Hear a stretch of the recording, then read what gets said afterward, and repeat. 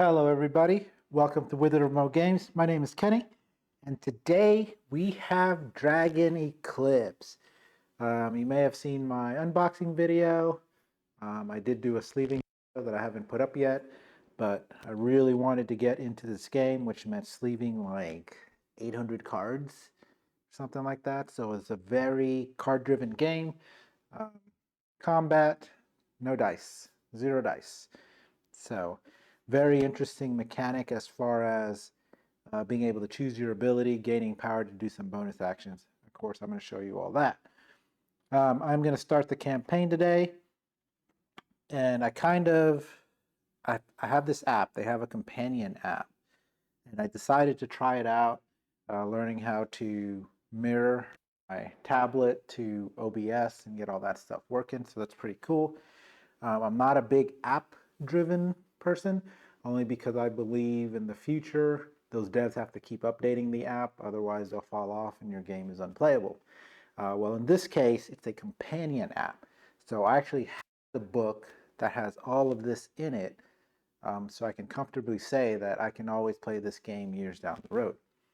But since I'm playing solo, instead of flipping through the book and going back and forth, etc., it's a gorgeous book too, by the way. Instead of doing all that, I pulled out the companion app, screen shared it, and I'm just going to step through everything like that, right? Most of the tutorials I watched, they started with the Emberling, the young Emberling. I would have preferred a forest creature, just because, again, this game, and I may say it a few times, I know it's not what it is, but it's very similar to Pokemon. And so in Pokemon, you can select the fire, the leaf, or the water Pokemon. And so I always went with the earth Pokemon, Bulbasaur, Bayleaf. I can't remember I think Bayleaf was the youngest one, the smallest one. Anyways, because I like the drain ability, the leech, lifesteal, that stuff. Unfortunately, they only had two for us to choose from. And so I saw a lot of tutorials with the fire. I'm like, okay, everybody's doing fire. Let me go with the Iceling. And it turns out the Iceling has drain. So I'm kind of going to get what I wanted anyways. So right now, we went through a little bit of story, which was mostly tutorial, and I am starting on the first combat against this Windraiser. And so I've already done the tryout. I know how everything works, et cetera, et cetera. So this is the Windraiser, or it's the Frightened Windraiser in this case. It's got 0, and I believe that is ranged or special defense. And then he's got 0 melee defense, 11 health, 3 attack, and 3 movement. All right. And then we got a card for him that kind of lets us know how to set him up on the board. So his special ability will trigger at 3. That's why I have this circle over here on the board. And then his enemy deck will have 2 triangles. I don't know what those symbols are.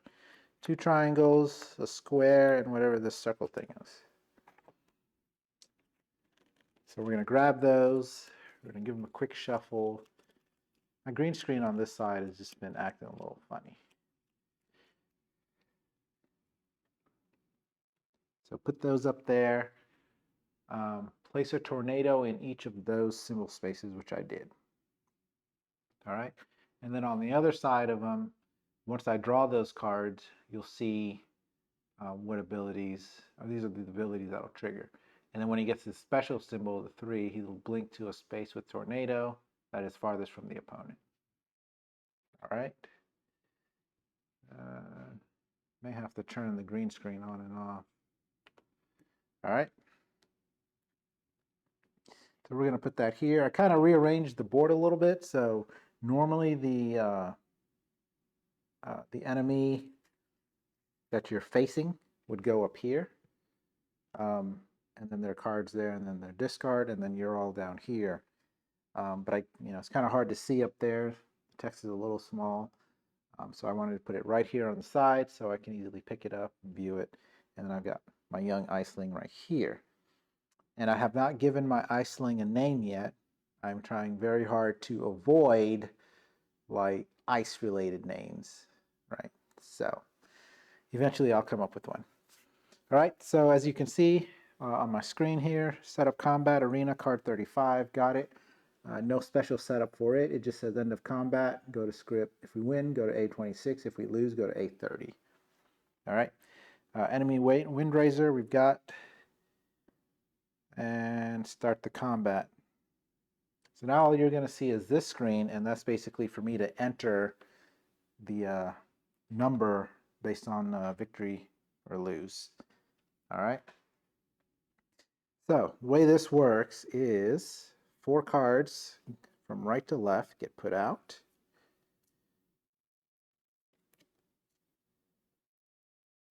All right. I know based on the triangle that the enemy Windraiser is going to deal 3 damage to each opponent within range 1 of a tornado, and then it will retreat. So right now we are in range 1 of a tornado. So real quick, these power shards up here, or power crystals, they are used to activate our water element bonus actions, our special ability bonus actions. And then we have an elemental bonus action, right? So dash costs 1, prepare costs 1, etc. So basically what will happen is we get to choose one main action. Let's say we chose freeze lock. I would get these 3 crystals, activate freeze lock would then be discarded, and then I can use my crystals to do bonus actions. All right. So real quick, our bonus actions: 1 crystal the dash, which is a move; 1 crystal prepare, discard a card, draw a card. Elemental bonus action for 4 crystals, flow, move the opponent by its movement, heal 1. All right. And then we have our special ability bonus action, costs 6 power, cold drain, deal 3 damage in range 2 and drain. Pretty cool. So, all right, and I'll show you how the turn order goes here. So I've got hit and run. I can attack, looks like I had a -1, and then I can move. Not great, we're not in melee range. I've got a sprint, so I can just move. The number of spaces you may move is determined by your missing move. Okay, so it's just a basic move card. I've got synergy, which has a trigger. And trigger keyword allows me to resolve another card, but I don't get the power crystal above it. And then I've got freeze lock, deal weak in range 2, and then trigger. Okay.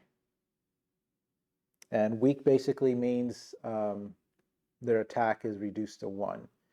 Now, at the end of a unit's turn, they can remove all of one type of condition. So if they had 2 different types, they'd get rid of 1. If they had 2 and 1, they can get rid of the 2 or the 1. All right, so what do I want to do? I don't have any crystals or power. I thought the book said you start with 1, but when I looked at the card, or here said modifier 1. And I'm not sure if that's all the time or if that was just like a special case for the training. So we're not going to play with it. See, I can put weak on him, but again, he's only going to deal damage to me if I'm next to a tornado. So once I move away from the tornado, I don't have to worry about his damage. So I'm not going to place weak on him. I've got to move. I could dash to him. Hit him at -1 and then move away. There's no reason to move away. Again, he's not going to deal damage to me. So let's go with, oh, we don't have a crystal for the move. That was the problem.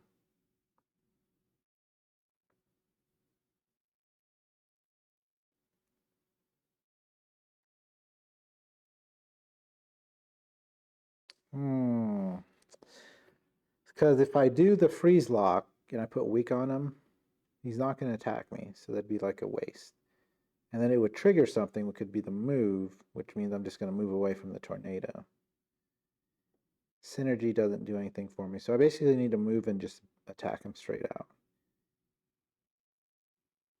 But I can't because I don't have a power crystal. Let me make sure. See if I'm supposed to start with a power crystal. See if I go to the app, modifier gain 1, start the combat. Okay, so that's 2-player major corruption A. Okay, so we'll start with that power crystal. All right, then we'll use that to move. We're going to go 1, 2 up here. And then we're going to gain 1 crystal to do our hit and run. Where we're basically going to attack at a -1. Our attack is 4, so we're going to hit them for 3. That's what I forgot, damage tokens. I'll use these. I am not at all a fan of these damage tokens. Let me drop them here. Like, these are really, really small. Then you get up to the 5, which is probably what the 1s could have been like. And then you get up to the 10s, which are a little bigger. So I had it in mind to go pull out Primals tokens and use those. I don't have another thing for now. All right, so that's 3, and then I can move. I don't really need to move, so let's just jump down here. So this goes to the discard. Had I pulled one of these would all slide to the right. Oh, so what I can do actually, and again, I'm still kind of learning here a little bit. I'm going to do Synergy instead, so I can get 2 power. And Synergy lets me trigger another card, so then I would trigger Hit and Run. That would go away, and then Synergy would go away. Oops. This would slide. I decide I want to do anything else. I don't think I care for sprint right now. It's kind of good with the trigger. I can save the crystals. So let's go boom, boom. So leap will let us blink 2. So blink and move. Blink, you actually just appear on the space. So if there was anything between you and the space, it wouldn't hurt you. And then sprint is actually a move, so you would move through those spaces. And then we got pummel, which is just attack at melee range. All right, so that ends our turn. So he's going to do the triangle ability, which is deal 3 damage to each opponent within range 1 of a tornado. Doesn't have it, and then retreat. So the retreat is move your movement speed as far away as possible. So he's going to go 1, 2, 3. All right, then you take this, and it flips over there to show that he has completed that attack. So now it's going to be another triangle. So as long as I'm not near that tornado, which is going to be kind of hard now. Yeah. I can only do 1 main action.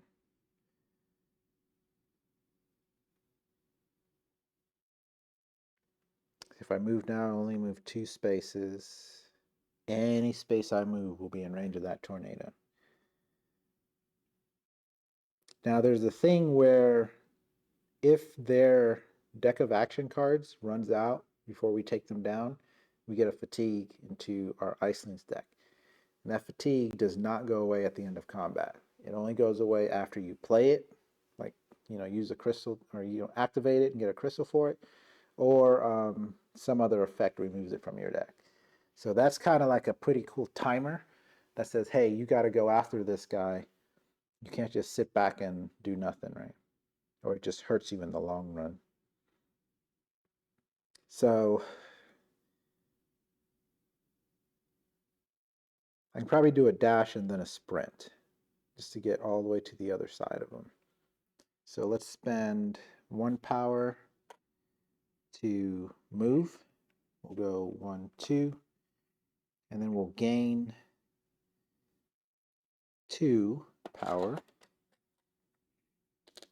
to activate sprint. Is he in 2 range of me? He is, but he's not going to hit me. Again, I was looking at that freeze lock. And go 1, 2. All right, I'm not going to activate anything else. These all slide down. New card comes out. Frostbite. Attack +1. Okay. And pierce 2. So if he had defenses, we would pierce 2 of it. There's a symbol down here at the bottom.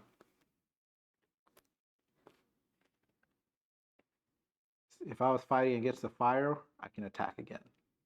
So that's how they handle elemental weakness in this game. Let me see if I do this. Okay, so all right. So it's going to trigger the triangle ability again and retreat 3. So 1, 2, 3. All right. We're getting to the end of his stack there. So this one he'll do a basic attack, which is attack is 3. He'll get +2 to that attack. And if we were leaf or grass, he would attack again. So if we're in melee range, we're going to take some damage. But we're going to have to get in melee range. I think I want to do Frostbite. So let's go ahead and spend a crystal. We're actually going to do a couple things here. To move, 1, 2. Okay. Then we're going to gain 3 crystals to activate Freeze Lock, taking us up to 5. Deal weak in range 2. We're going to drop some weakness on him. So his next attack will be 1, regardless of bonuses. And then we trigger, so we're going to trigger Frostbite, which is an attack +1. So our attack is 4 plus the 1, that's going to be 5 damage. So that is 8 of 11 for them. And if they were fire, which they are not, they're wind, I would attack them again. So first, the triggered one goes, because you discard it when you trigger it, and then the freeze lock. So we basically froze them, which weakened them for a little bit, and that gave us an opportunity to do another attack. Now, we haven't taken any damage, but unfortunately our drain is 6. Costs 6 power crystals, but we don't really need it right now. So let's grab this card and this card. So Guardian Stance has an effect where it's a passive while it's in the discard pile. So if we activate it, we gain 1 power crystal and then whatever's at the top of its column. But once it's in the discard, we get +2 shield. All right. And then we got Desperate Attack. You may gain 1 damage to attack with +2 attack, to attack with +2. So you can hurt yourself to kind of deal a little more damage. Okay, so circle. Attack +2. So it's just going to do 1 damage to us.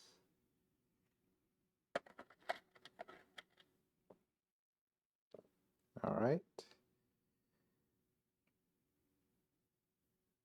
Yep, that's it. And then at the end of his turn, the weekend goes away. Or 1 condition goes away. They choose weekend. And then this happens. So that means his special ability will trigger. All of these will go to the discard pile now. And his special says, blink to a space with a tornado that is farthest from the opponent. So we are equidistant. 1, 2, 3, 4. 1, 2, 3, 4. So we'll just have him blink to the left one over here.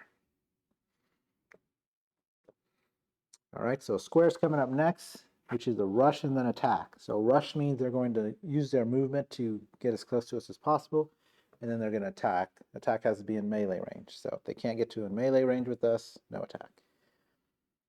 All right, so what do I want to do here? Yeah, he's really far away. I could just sit on this defense. Like, I got to take him out because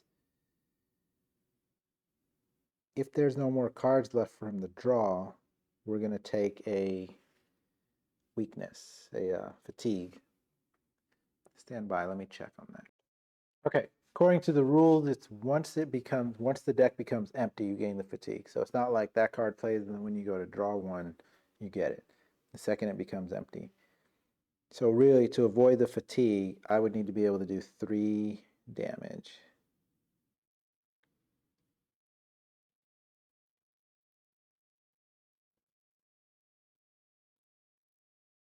Which I can do.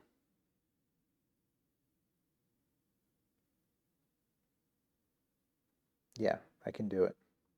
So here's what we're going to do. We're going to spend 1 power to do our dash and move 2, 1, 2. We're going to gain 3 power. 1, 2, 3 to activate leap and blink 2.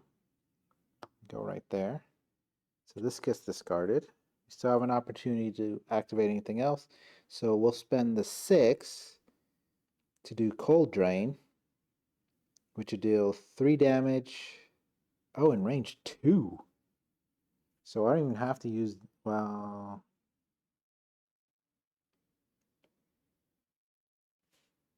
so what I could do that, but what I should really do is get the 2 for Guardian Stance.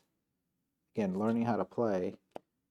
I gain that crystal anyways, so I do end up with 3. And then while it's in my discard, it's 2 defense, right? Obviously, I'm going to spend 6 right now to do drain. Deal 3 damage, which will take him out. And then we heal 3, which we only heal 1. So we have defeated the frightened Windraiser. All right. So now I do believe I clean everything up at the end of combat. So these will go away. This will go into the deck. We'll give this a quick shuffle for the next combat. Now this game has a lot of story to it. And although the app has voiceovers, like it reads it, I haven't figured out how to get that through to OBS. But I don't think you guys really want to hear an AI speak, so I will do the reading. But I'm also just getting myself ready so I can play the roguelite version of this game. Because the roguelite, because I like combat, right? So I kind of want to do a lot more combat. All right, so now we go back to our app, and it says end of combat, win, go to script A26. So A026.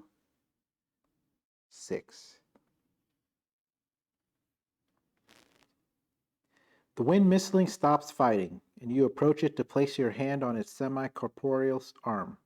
It looks into your eyes and lets out a poignant wail. It suddenly cowers in shame and rushes behind the turbine, wedging its flexible body in a dark crevice. It seems the crisis is averted, for now. You sink to the ground with your companion, both panting heavily. The Windraiser was fast, and the struggle took a toll on you.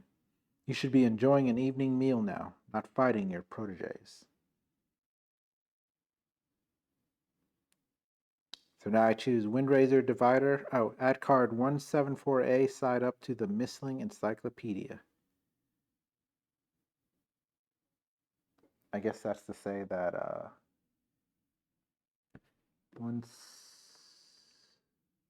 oh, did I get him? Add card 174A. 171, 2, 3A. Windraiser.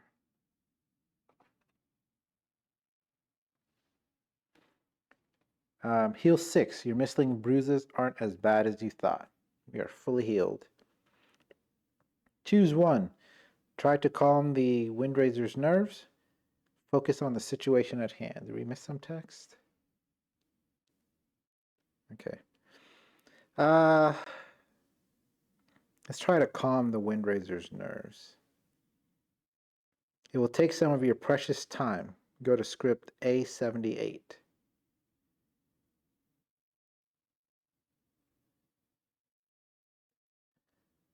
Your closeness causes the Windraiser to relax its muscles, and it finally sighs with relief.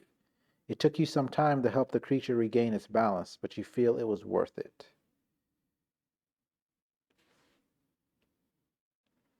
Gain the Empathy Part 1 status. Then go to script A2. I'm going to have to remember that. I did not grab a sheet. I was trying to find a available PDF version of the campaign sheet, but I did not find one. I also realize there should be a timer. It also didn't tell me how many days I had.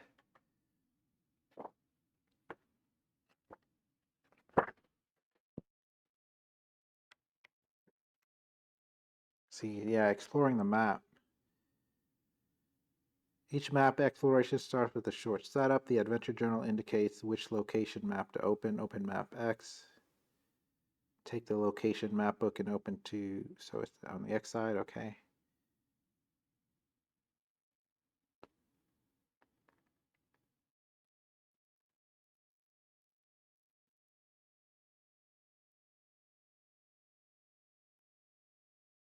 I guess I'm trying to figure out, how do you know how much time you start with? You always start with 4. It's probably just at the top of that map.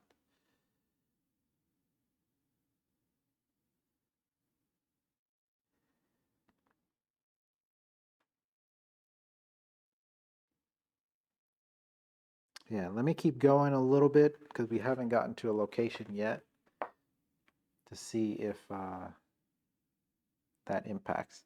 So for now, remember we have empathy.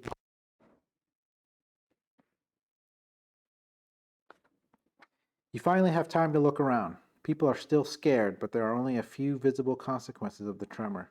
A crumbling wall, a machine grinding unpleasantly, and flower pots toppled from windowsills. All the mistlings gradually calm down. Still concerned, you approach 2 rangers helping an old man to his feet. Their job is to protect Kerberg from dangerous creatures, and you often join forces with them. They greet you with respect for your position as the chief tamer, and together you decide what to do next. They will make a quick reconnaissance around the city to check if mistlings caused the quake. Your job will be to ensure everyone in this quarter is safe and the technology isn't in danger. You will meet at the shaded you will meet at the Shaded Tavern in an hour. It's because Shaded was capitalized, so I thought it was like a different name. All right. Clear the arena. Oh, I guess I did that prematurely. Discard all components from the arena. Place your action deck in the Mistling tray, along with all gained fatigue cards. Place your Mistling card with all its damage in the Mistling compartment. Discard all your power. Do not discard your damage. Place the enemy cards behind the corresponding divider. Close the arena book. Okay, so 169, 170, Windraiser. Got it. Gain 1 silver. I believe this is silver. Each Mistling gains 1 power. So we discarded all our other power, but we start with those, okay. Open map 1. Place item, secret, and equipment decks in your play area. Prepare all tokens and place them near the play area. Place Secret 13 face down in the event slot. There we go. Now I see where things are going here. All right. So I'm going to leave everything in the box because I don't think I need to pull them out necessarily. So we want Secret 13 event slot. 19, 11, 12, 13. So we're just going to stick this up here. All right, and then we have a timer. And I'm interested to see how the game's going to keep track of the timer. I guess I'll use this track. How's that? Let's just do that. We'll put the event here. Timer starts at 3.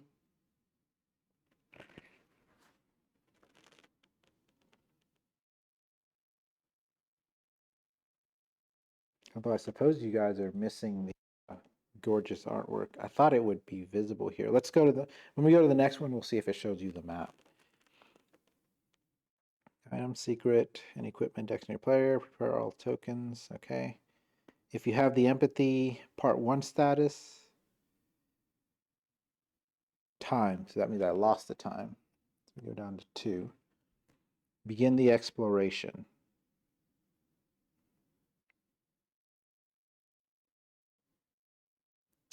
Oh, I see. So I am going to need that book. Stand by. Okay. So let me put this cobblestone location away. It's 35.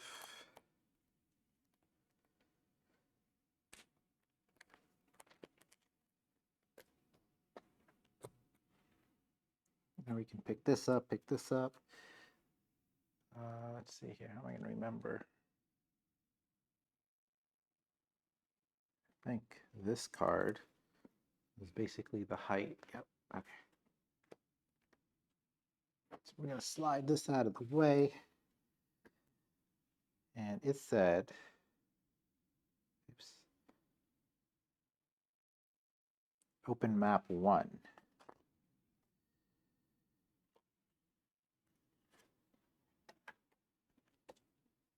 But this is map 1. All right, so the secret card goes down here. Our timer starts at 3, but we lost the time because we have the empathy. So we are down to 2. So once we get to this card, we'll reveal it, and then it'll tell us what to do next. So basically, we get to choose these locations to kind of go and explore and learn things. And apparently, some of the numbers are hidden. So you have to really look at the artwork carefully to see what the numbers are. Now, obviously, I know one of them from watching a playthrough, so I'm going to ignore that one. I also don't want to spend forever looking for this stuff. But there is a number. Well, let me not point it out in case you guys want to find it. All right, so see, I can go up here, I can go down here. These have like symbols. Let me go to A29. Let's go to A.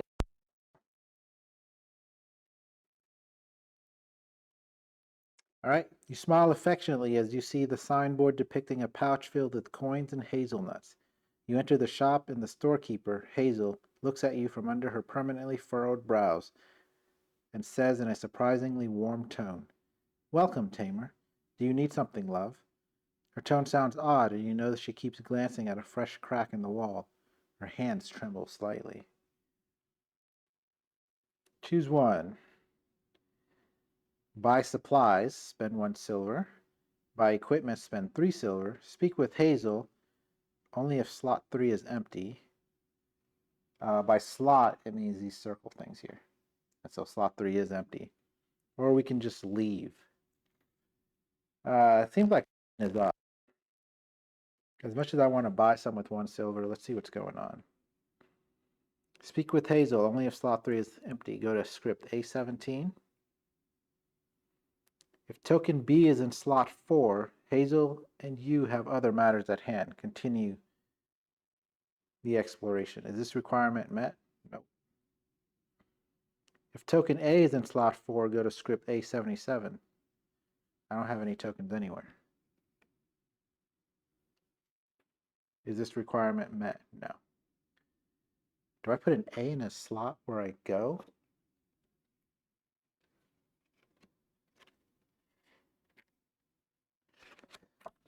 First of all, let me see what those tokens are called.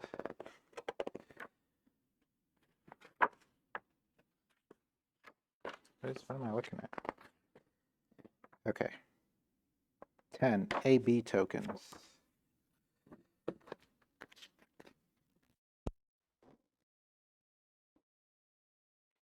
Beginning of the index, it looks like it is. I don't see the tokens. Combat rules, combat setup. Exploring the map. Okay. The instructions in the adventure journal may tell you to place X token here, place in slot Y, place the mission token. Okay, so yeah. It's not because I visited it that it's there. It's they explicitly tell you. Actually, I could use your help. No, don't look so scared. It has nothing to do with that scary tremor. If you visit the library, please retrieve my medallion from Slade, the librarian. He tricked me into selling the medallion to him for naught. He's studying it with all his books as if it were something precious, which is not my concern. Losing that medallion doesn't sit well with me. I want it back, and that's it. Hazel speaks much faster in the end, her face growing red. But should you help her right now? There are more important things to do. If slot 3 is empty, place token A in slot 3.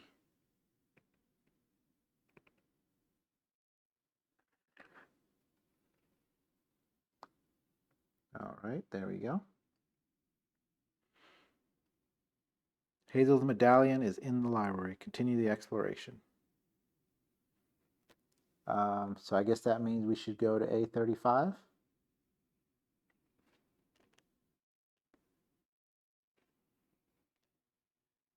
And time only moves when something tells us, actually I think it's when it says continue the exploration.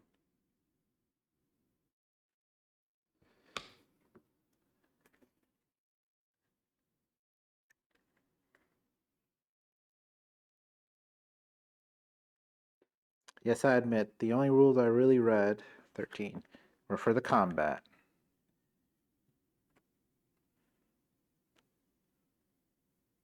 All right, time. So if the time token is on the event card, ignore that time progression. If the time token is already in the last space with the number 1, place it on the event card. During exploration, you may be instructed to spend time. Okay. Whenever the adventure journal instructs you to continue the exploration and the time token is already on the event card, discard the time token and flip and resolve the event card. So yeah, the other way is when it says continue the exploration.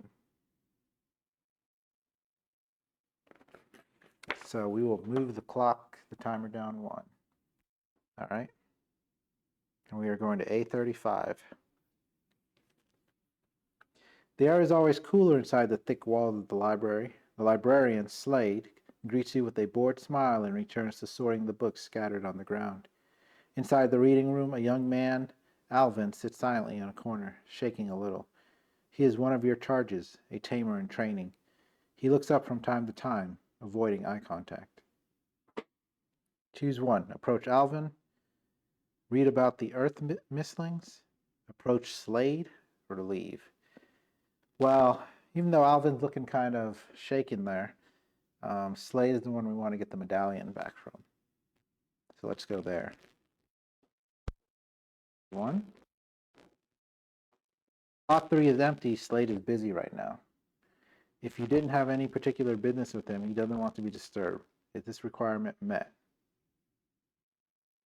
I assume that's how you do that. Oh.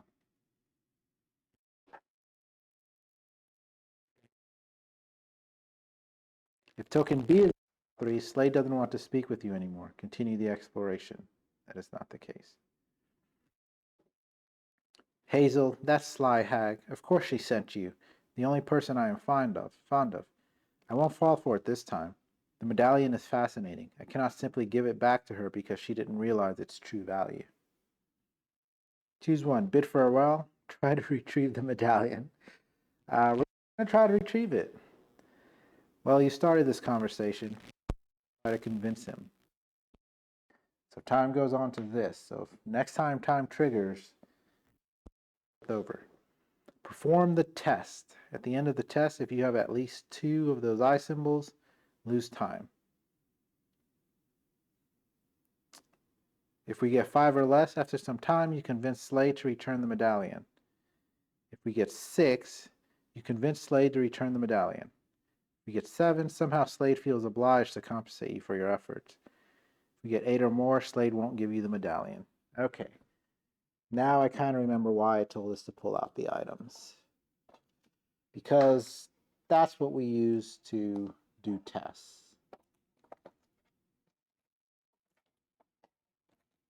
What number is this? 4, 3, 2, 1. So unfortunately, the game came with dividers, but not for like everything.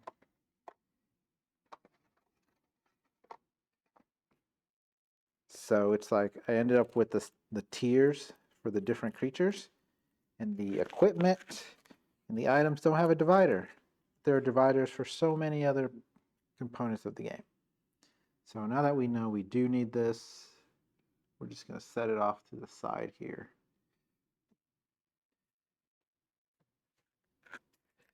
I don't think we're going to need these tiers though.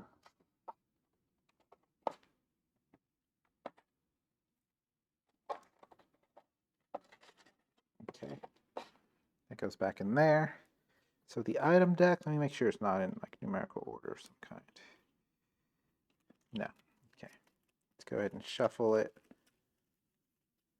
I didn't look at the odds because I never look at the odds. But basically what we're going to do is press your luck.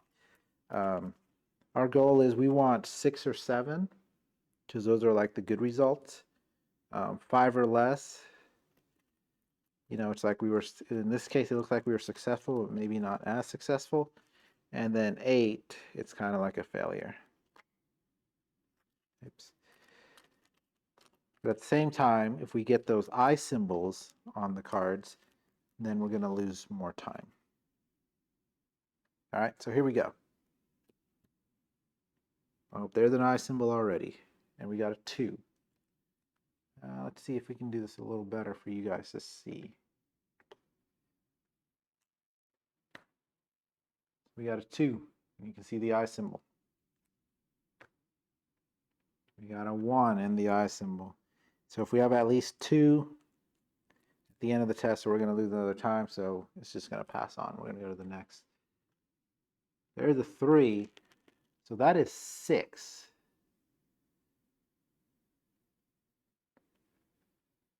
Which is still pretty good.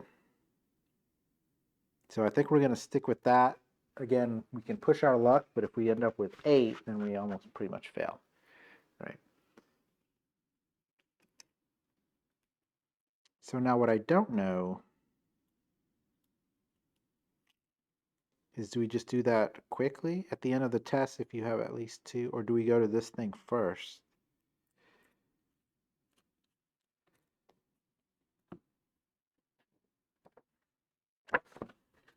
So at the end of the test, if you have at least 2 of that,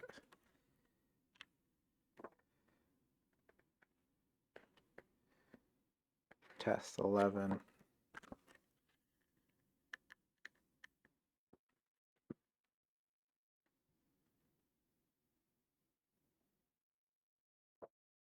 Do test order. Reveal an item card and place it. Add up the values of all items revealed during this test. Apply all the end of test modifiers. Place all item cards used in this test on top of the discard pile, and resolve the outcome matching the value of the revealed cards. Ah.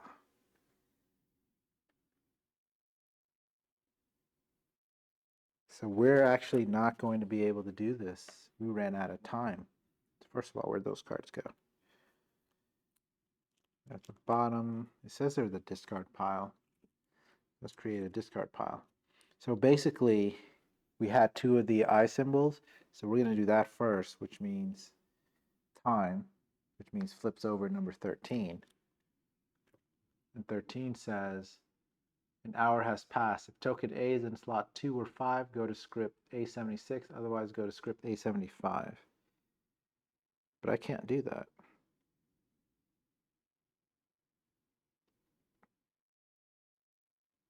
Oh, you know what? So I do finish it. It just says trigger the action. Okay. So 6. You convince Slade to return the medallion. Go to script A70.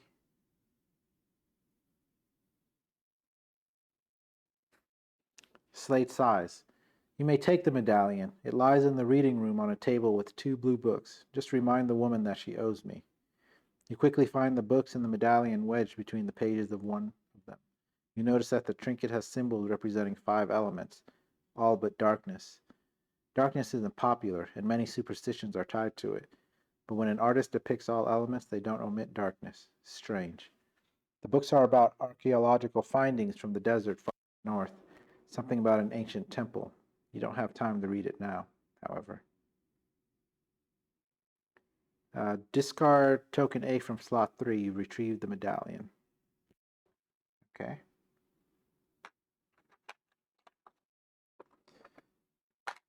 Place token A in slot 4. All right. Gain secret 4.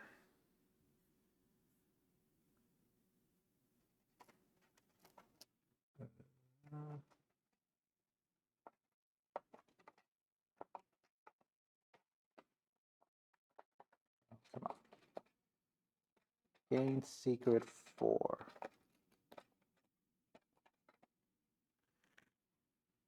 That's the medallion. An ancient looking trinket engraved with popular symbols. Who knows, maybe it will come in handy. All right. I guess I'll just hang on to this here. It says continue the exploration.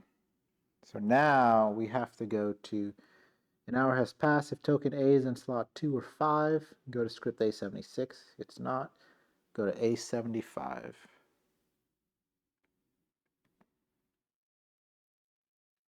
The Rangers should be back in the city. You agreed to meet in the shaded tavern.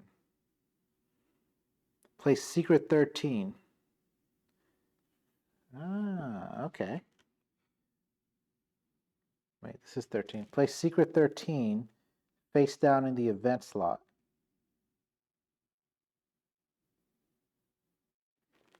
That's the one that was just there. It's the secret you just revealed. Okay, duh. Face down in the event slot. Set time to 3. You don't have much time. There are many places you should visit, but the sun sets. But as the sun sets, more and more places are closing, such as the library. Place token A in slot 2. Rangers await you in the tavern.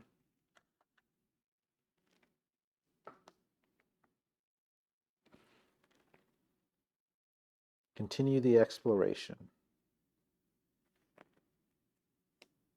Okay.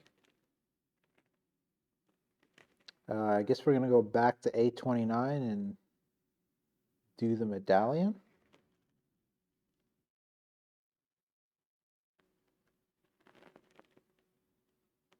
You smile affectionately as you see the signboard depicting a pouch filled with coins and hazelnuts. Oh, so we read all this. Speak with Hazel only if slot 3 is empty.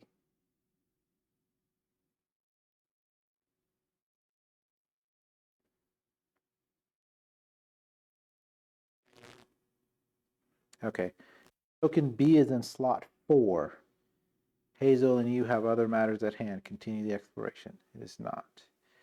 If token A is in slot 4, go to script A77. So yes. Hazel asks if you managed to her lost trinket. Hand her the medallion. Let's just do it. On the counter, Hazel's eyes glint under her thick brows. Thank you, Tamer. What a wonderful person you are. She grabs your hand and squeezes it firmly. If you find other things like this, I can buy it for some nice coin. The boy who brought this one to me said he found it in a strange cave he had fallen into. He was from Fate? Probably there. Yes, they took some coins. Discard secret 4. Let's put it back in its spot. Oops, so there's 2, there's 3, there's 4. All right, gain the merchant's favor status. All right, we're just going to have to remember that. Flip the token in slot 4 from A to B. Gain 2 silver. Nice. Continue the exploration. Okay, so I think I want to go back to her one more time and see if we can actually buy something. Now we've got 3 silver, we can buy equipment. So let's go, yep, back to A29. So it's cool how you can like go back, go talk to him again. It's just like a video game where you go and talk to him and the options show up.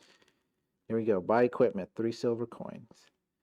Draw 3 equipment, gain 1 of them, and discard the rest. So our first equipment, let's shuffle this pretty good.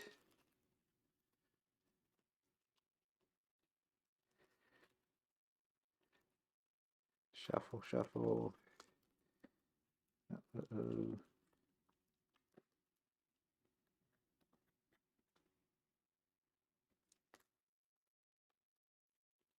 All right. Draw 3, keep 1, discard the rest. I think I want to push this over a little bit. Push this down so I can have a discard pile. Let's turn our green screen on. I think it's because there's not much light in that corner. I gotta fix that. Here's what we got. All right. Flashing orb. Discarded during combat. Interrupt 2 in any range. What is interrupt?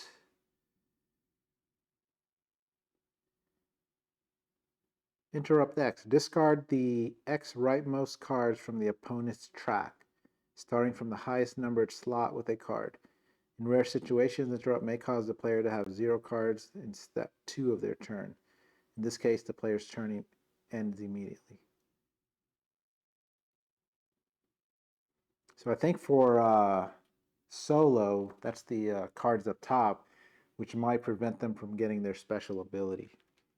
All right, we got a grappling hook. Discard during combat, move an opponent by up to 4 spaces toward you. You cannot move an opponent that is adjacent to you this way, okay? Then elemental fungi, discard during combat. All passive effects in your 3rd and 4th slots apply to you this turn. If you have a green misling, passive effects in all your slots apply to you this turn. And then there's some symbols at the top for other things. So like the fire, if we're going to a cave or something, that would provide light and stuff. So I think I like the flashing orb, because again, we don't want that fatigue. We don't want our misling to get fatigued, right? So we'll be able to discard that at some point to prevent no, that doesn't stop that. That just stops them from getting their special. We'd still run out of cards in the deck. All passive effects in your 3rd and 4th slots apply to you this turn. That's a tough one. We do have some pretty good passives. But we have to discard it. All right, so we're going to keep the elemental fungi for the passive effects. I lie. We're going to keep the flashing orb, like we initially said. And then we're going to discard our 3 silver. So you can't see this tray, but I'm not a big fan of this. Like there was no independent space for these tokens. And I feel like this tray is just like a lot of wasted space. Because basically this has a big hole at the bottom of it. These are really deep, but you can see that there's not a lot of tokens in them. So they could have easily made this in half and done a completely separate tray. So I may design one myself and then just 3D print it, and have 2 trays and more slots for these individual tokens or something. So we'll see when I get around to doing that. And then some of these other trays, for example, like this one, and this thing's everywhere. I didn't get the miniatures like I said before, but I'll get that on the next go around. I think they have another campaign in the fall. So if they have miniatures as the options, I'll go ahead and get them. But once I sleeve the cards, there's not really any room in the box for sleeved cards. So I think what I'm going to end up doing is trying to organize some of these mislings into trays and then have like maybe this top slot for cards. So that way all the cards will fit in the box. All right. All right, and now it says continue exploration. So now we are on this. So now we're going to go to A12.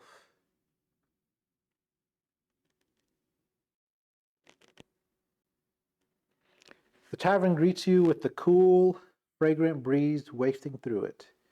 The innkeeper placed some fans on the ceiling and cleverly connected them to the stoves in the kitchen. You approach the bar, feeling the patrons' gaze on your back, but their whispers stroke your ego. They know that the Windraiser and machines are safe thanks to you. Olin, the local alchemist, sits at a table, his face hidden in his hands. If you remember correctly, his workshop is somewhere nearby. Ida, on the other hand, is nowhere to be found. Choose one. Take a rest, chat with patrons, speak with rangers. Requires token A in slot 2. Token A is in slot 2. Approach Olin, leave the tavern. Since we're just starting out, we're just going to go ahead and just power through a little bit here. Speak with the rangers. Requires token A in slot 2. All right, so time advances, which it's already on here. I think nothing happens, they say. Go to script A18. Finally, you're here. We've seen a rather large flock of Golemos wandering around the city, about a dozen of them or so.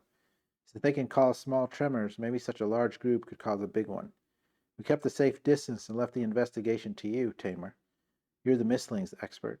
Start looking in the glade with the tall birch. You think about it briefly. Golemos are relatively peaceful creatures. They can fight, but mainly in self-defense. You must investigate this, however. When you finish your errands in the city, you should head toward the city gate. If you want to learn more about them, a ranger says check the library, if it's still open, that is. Discard token A from slot 2. Okay. Place token A in slot 5.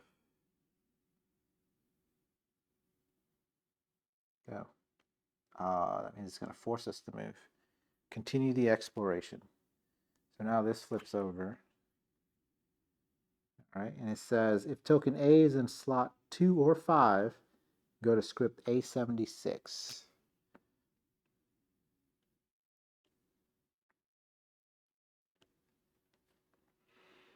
All right, the amber sun hides behind the city walls. Many shops and buildings have closed for the day. Discard secret 13. Okay. Let's put it away. 11, 12, 13. Gain secret 14. I should start reading ahead. Okay. Place secret 15 face down in the event slot. Oh, it says gain secret 14.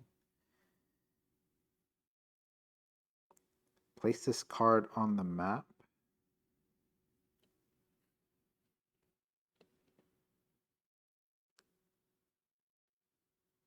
Sure, I don't know what this is. Is it a building?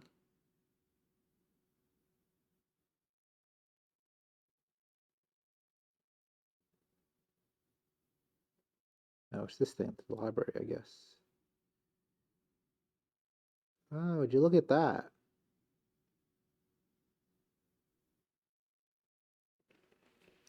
Interesting.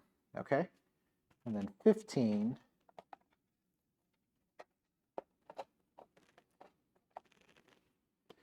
Right down there.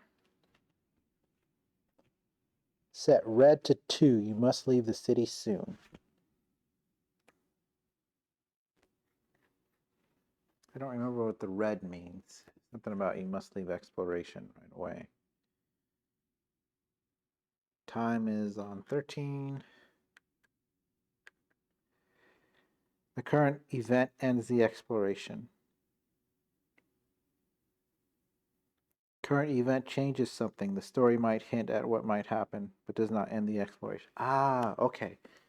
So when it's on the green side, it gets to there. We flip that over. We kind of see if it ends it or not. We just keep exploring. But once it's on red, that means it's going to end it. All right, so now we can choose where to go. That place is closed. What did it cover up? 8:35. That tower up there looks pretty cool. There's a wall back there. Let me say tower wall, windmill. Let's go to the windmill. 8:24.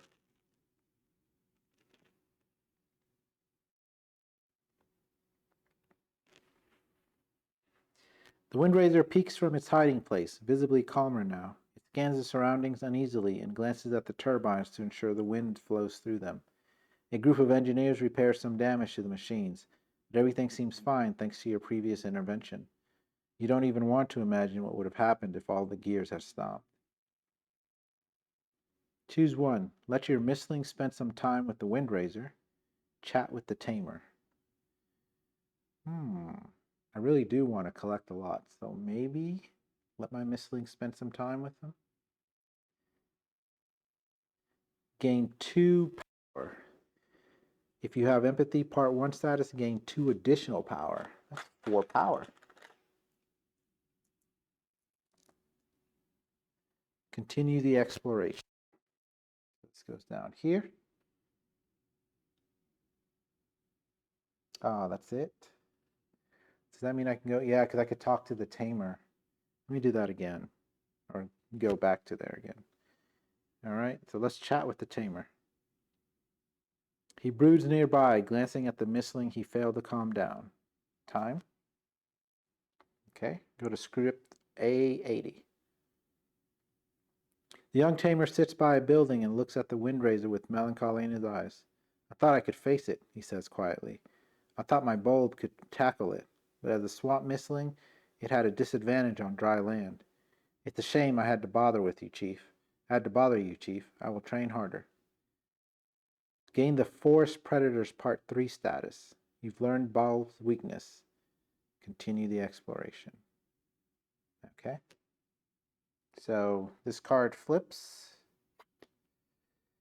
and it basically reads, there is no sunlight left, moon slowly creeping into the night sky.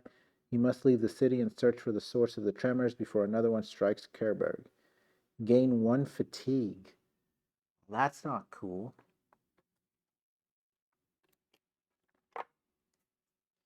Okay, if token A is in slot 5, go to script A14, otherwise A28. A14. All right. You exit the city, heading toward the glade pointed out by the rangers. The ground has been trampled by heavy, stumpy feet, but the tracks disappear in a scattered pile of decayed leaves. 3 paths lead north, each wide enough for the dozen golemos mentioned by your colleagues. End the exploration. All right, choose one. Follow the fissured path, take the path with disturbed moss, go through the muddy path. Probably disturbed moss. I don't have enough information on it. I know that his was weak to the Windraiser, but that has nothing to do with anything else. Okay. Going through the moss. Go to script A32. Wild boar searching for food could have turned the moss, but you know better. Plus, on the way, you come across mushrooms favored by mislings, mostly earth ones. You allow your companion to graze on some, and you move on. Gain 1 power. I'm going to do a lot of work when I get to combat. Go to script A33. Oh man, you guys haven't been able to see this for a minute. Sorry about that. That's when I was doing the shop item. That's okay. Most of it was text. This is the first time you're actually seeing a graphic like this.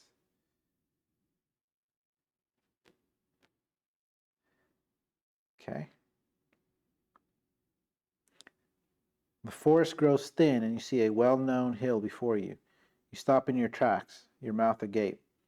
The hillside is split in half by a gaping wound, through which you can see mysterious stone ruins. A group of Gollemos is squeezing through the gap. From a distance they look like a line of clumsy ants.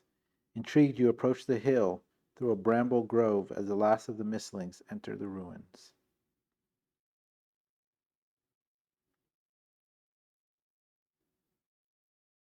It's just a graphic. Oh, it's a rotation.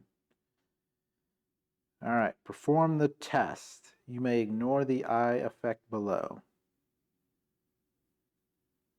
Oh, is that if I have that symbol? Is that? I don't have that symbol.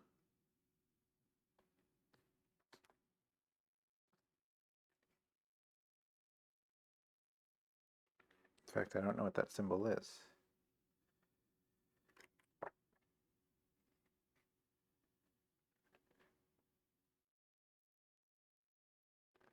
Stand by. Let me grab a campaign sheet.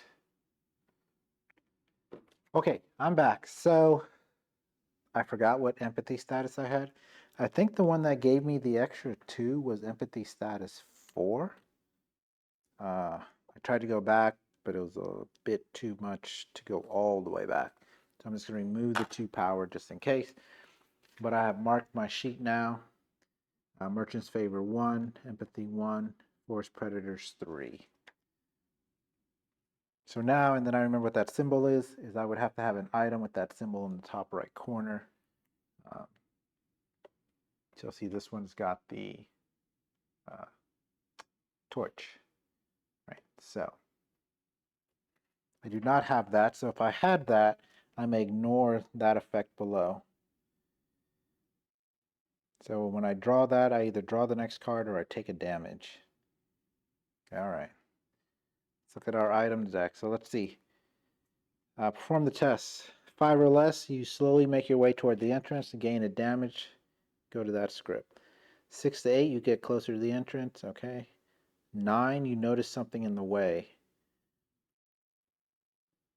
Place a green elemento in front of you. 10 or more, you slip and fall into a puddle of mud. You feel a presence behind you. Place a water in front of you. Okay. So we want 6 to 8. But see, if we draw the eye symbols, we're going to get more cards. All right, let's see what we got. 3, no eye symbol. 1, eye symbol. We're just going to draw the next card. 1. That's 5. Oh, we need 6 or 8. 6 to 8. And 1. We got it. You can't see that. So 3, 4, 5, 6. That's what we wanted. So these will go in the discard. And we took no damage. So let's keep on moving forward.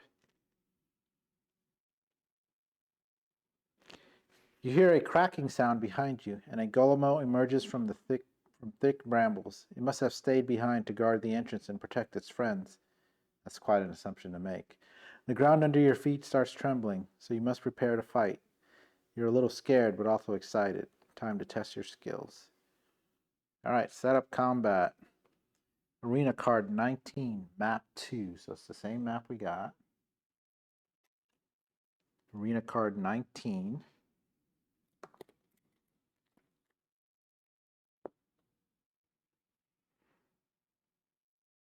So here's what we're going to do. We're going to put this here. We're going to pick up this board and kind of slide it out of the way. We're going to bring our mat back down. All right, and I think we were measuring it by how many of these, how far up that can go. Okay. So let's take a look at this. Set up, place a berry in each. Well, I'll let you pause it so you can read that, so I can pull it back and so I can read it. Place a berry in each of the leaf spaces. So one there, one there. Okay. Rules: when you move to or are placed in a space with a berry, discard and heal 2. When an enemy moves to or is placed in a space with a berry, discard it. All right. End of random combat. Go to script 200 of your current scenario. End of combat. tame, go to script A34. Win, go to script A40. Lose, go to script A50. Okay, so it's saying we're having an opportunity to tame this one. All right. Enemy Gomo cards, 107, 108, and 109. Let's see. 107, 108, and 109. So 107. I'll show you what it looks like here. Of course, you're not going to be able to see it. Let's do that. And then that's going to be his specials. That's going to be his abilities and attacks.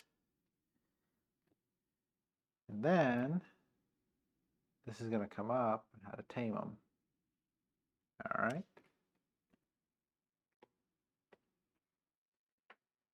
So let's put our Golmo over here. Make sure to use the enemy stack card without PvP. Okay. This time your enemy has a passive ability. Make sure to familiarize yourself with it now. Your enemy will also be placing elemental tokens, quakes, below you. Below you can find rules for placing the tokens. Tokens are placed in range mentioned by the effect as close to you as possible, including the space with your missling. Tokens can be placed in a space with your and the enemy missling. Tokens cannot be placed on a space with terrain. There can only be one enemy token and one player token in each space. Players cannot interact with such tokens in any way. Token limit, right corner of the missling stack card, defines how many tokens they can place. The enemy would have to place a token that is above its token limit. It takes the token that is farthest from you and places it as close to you as possible. All right, major corruption, A, that's for 2 players. Modifiers, so if we had gotten that leaf one, we would have done something. If we gotten a water token from the test, we would have done something else. In this combat, you will be able to tame your enemy because it has a taming card, 109. To tame the enemy, you must fulfill all conditions on the taming card from top to bottom. Mark the fulfilled conditions with A tokens. When all conditions are fulfilled, immediately go to the tame script written on the arena card. Start the combat. All right. So special ability is 3. Enemy deck is 2 triangles. 2 of everything. 2 of these and 2 squares. All right. Go ahead and shuffle this while we're thinking about what's going to happen. So passive has +1 armor for melee damage for each quake within range of it. Within range 1 of it. All right. Attack. I'm not sure what to call that thing. Circle. We'll call it circle. Rush +2. So his base move is 1. Okay, so +2 would be 3. And then attack. And because we're a weakness to it, he actually gets to attack again if he gets down. Square, place 1 quake in range 2. Attack, rush. So it's going to attack and then rush. And then triangle, rush, attack, place 1 quake token in range 1. So the first thing it looks like is going to be triangle, where he's going to rush to us, attack, place 1 quake in range 1. Special ability, each opponent gains 3 damage for each quake within range 2. Ouch. All right, for the taming, tire it out. Gomo has 5 or less health, so we got to get him down to 5 or less without taking him out. 2, lure it into the mud. Gomo ends its turn in a space with, looks like a flower. So there's 1 up there, and there's 1 down there, and 1 down there. All right, show your power. Use your special ability in a space with a quake. You may choose not to deal damage with this special ability.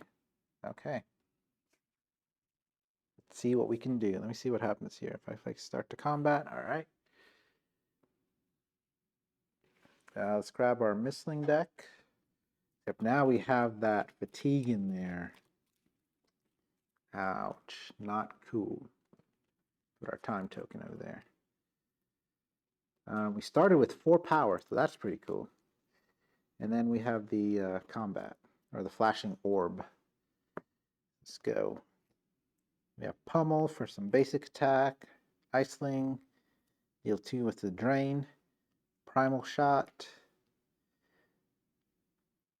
deal 2 damage in range 2. So if it says attack, that's the basic shield. If it says deal damage and it's got like a star, that'll be for the special defense. And the special defense has a star in it. So there we go. All right, so we always start here. This is Galomo.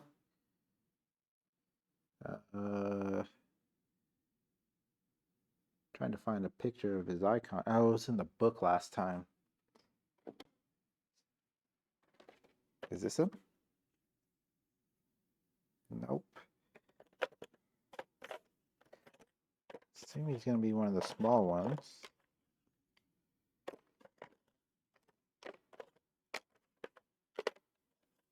Yep, there he is. He's a little guy. All right, so we got to remember when he's adjacent basically to one of those quake tokens, you'll have 1 shield. All right, so we get to go first. We've got our 4 power to start. We got a sprint to move, deal 2 into range. That's not bad. An attack for 4. Sap warmth, deal 2 damage in range 2 and drain. And then +1 shield.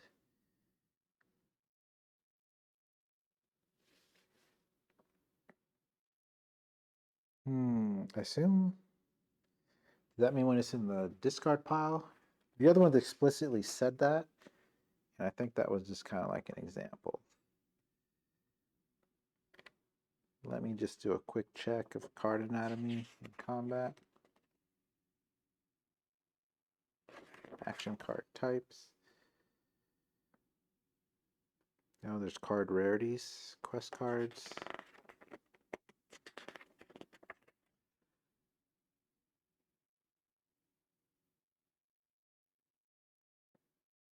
I don't think I got that missling tray. Missling tray consists of 2 separate pockets. Oh, maybe it's that. Well, it's vertical. A single pocket is intended for cards, action cards, stats, ability, and quests of a single missling. After combat, damage tokens that the missing received are also placed in the tray. Occasionally, power markers obtained. Okay. Yeah, trying to figure out where everything goes and what pocket they should be in. It's going to take me a little while. I don't know what that means. Where's action cards? 7 and 18. Let's go to 18. Oh, there we go. Passive effects. Some action cards have effects that last as long as the cards are at the top of your discard pile. Okay. When a passive card gets covered by another card, the passive effect no longer applies. Okay. So this sap warmth, not only will we deal damage in range 2, we'll drain, heal, and we'll get a passive shield. So looking at triangle, he's going to rush to us, attack, and place a quake token. His attack is 2. So I can kind of deal 2 damage to him and then move 1 space away. So let's get 2 crystals. We're doing Primal Shot. We will hit him for 2. He has no defense against that. So he'll take 2 damage. Okay, Primal goes to the discard. And then we're going to spend 1 power to dash. We just need to get 1 away.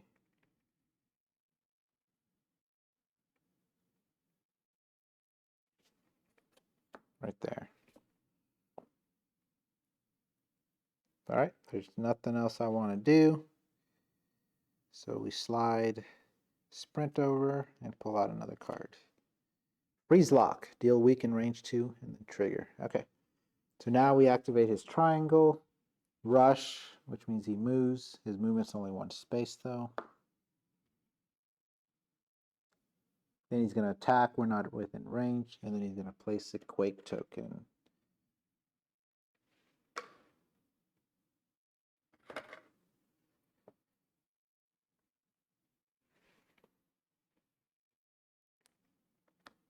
Right there.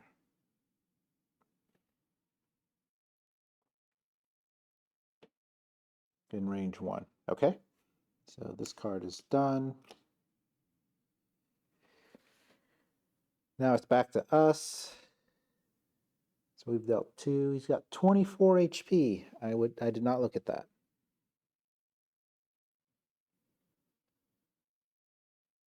So he's got another triangle.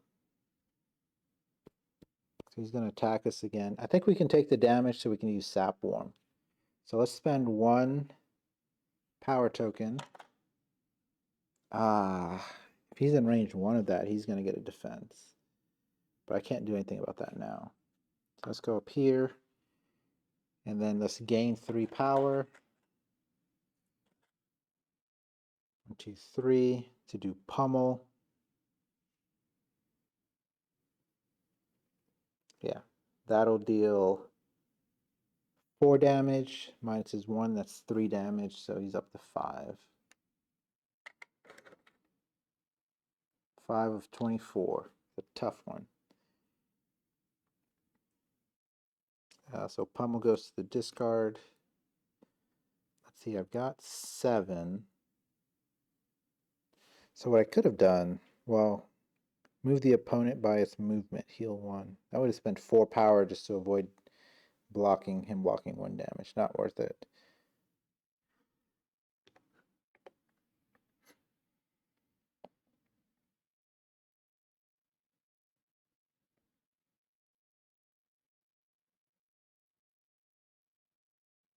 I think I'm going to get rid of sprint. I'm going to play 1 power to do prepare, discard 1 card, you may draw a card.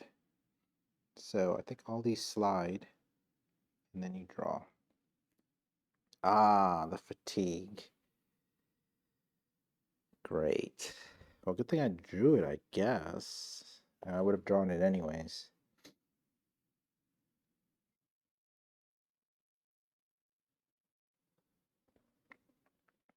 It's all my special bonuses, so well, I mean, I've got a couple more, but I'm not going to do it.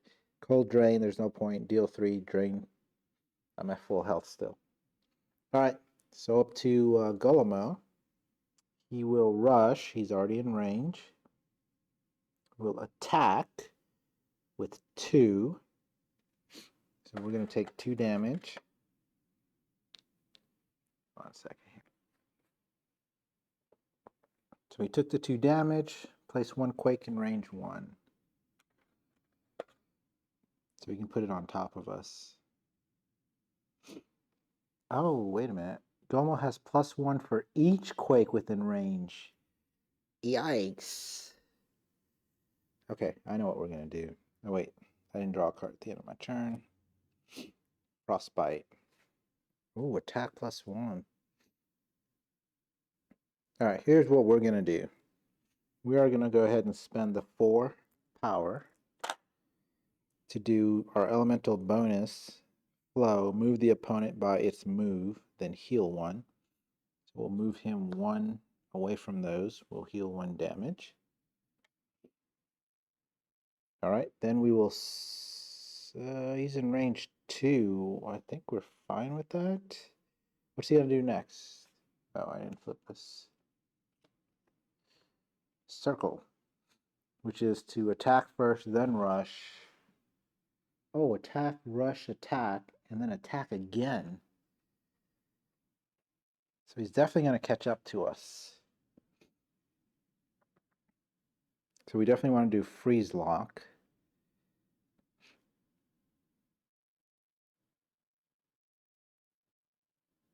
And then sap warmth. Okay. So let's spend a token to move here. We want to kind of block him from getting close to those. We're going to do freeze lock. We're going to gain 2 power back. We're going to put weak on him to reduce his attack. And then we can trigger another ability. So we're going to trigger Sap Warmth. Deal 2 damage, drain 2. So he'll take 2 more.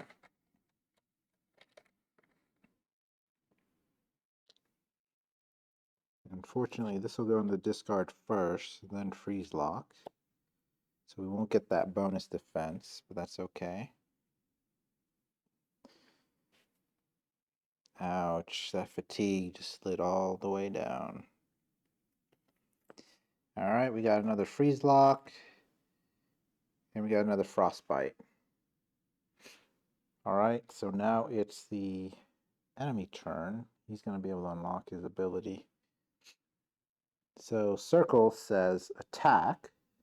So he's going to hit us for 1. We've got no way to stop that. I was thinking that shield would be in the discard, but it would only block 1. So if we didn't do weaken, we still would have taken 1 because it was a 2 attack. Alright, and then it's attack, rush plus 2, but he's already in range. Attack again, so we take another 1. And then, because we have the weakness, we take another 1. That was 4 damage. Well, 3 damage that turn, but 4 total, wow. And then, this is going to go here. Which now means each opponent gains 3 damage for each quake within range 2 of that opponent.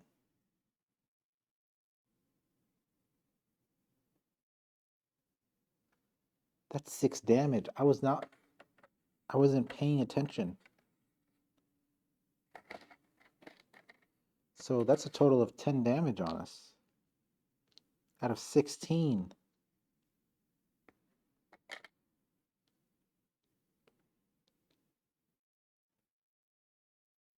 Ouch. It's okay. So these all go away. Oh, I think it's okay.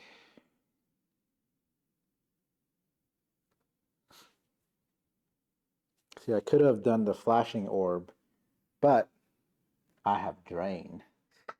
So what we're going to do is...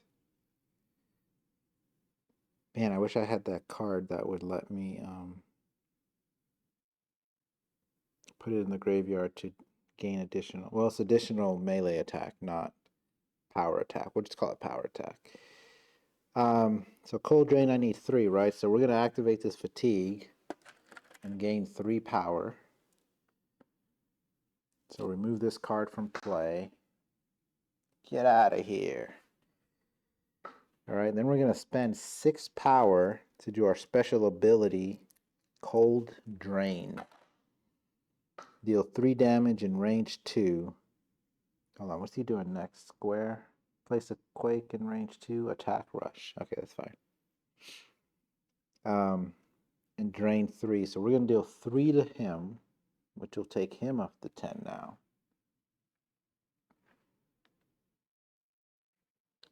And we're going to heal 3. So we get 2. So we're down to 7. Alright. We are out of power crystals. And we did our main action. So let's slide all of this down.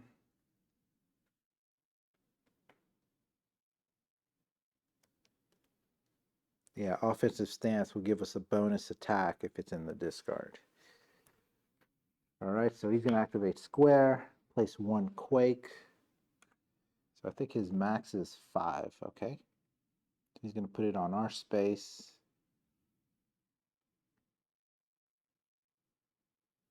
Attack, so he's going to attack us for 2, so this weakness thing went away. We have no defense, so we're going to take 2 damage. And damage stays on our Mistling. And then he's going to rush, but he's already in melee range. Okay. So this gets flipped over here. Back to us. So what's going on here? 10 of 24. All right, we need to build back up so we can do another drain. So here's what we're going to do.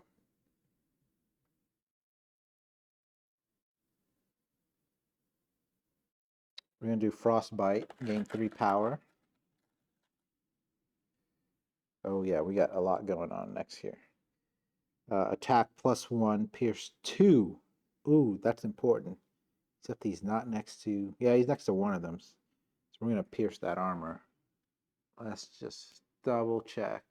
This effect ignores X of the opponent's armor, and it's both types of armor. All right, and he's only got 1 right now. So we're going to deal 5 damage to him. 4 plus the 1, that's 5. We're out of 5 damage tokens. Okay, I guess... Oh, no, there they are. I'm going to say, they're really expecting us to make change with our tokens there. And he's not fire, so we don't get to attack again.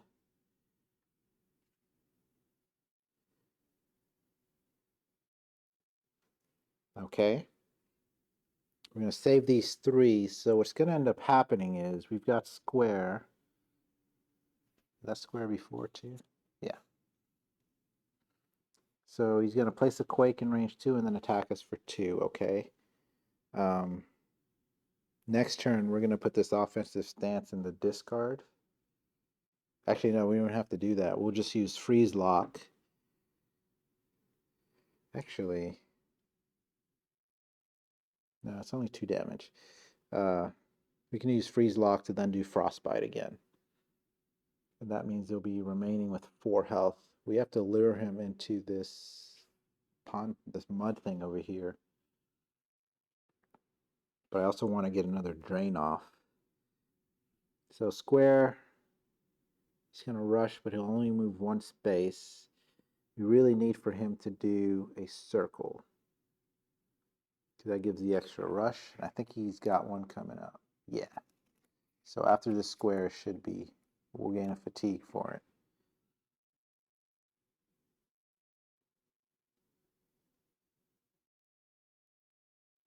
Okay.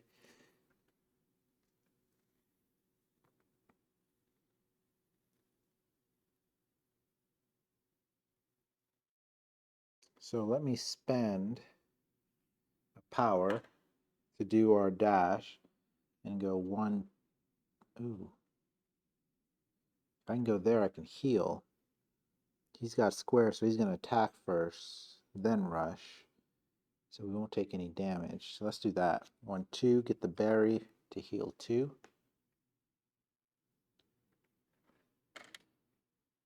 No comment about eating in combat. Put this up here, put this over here.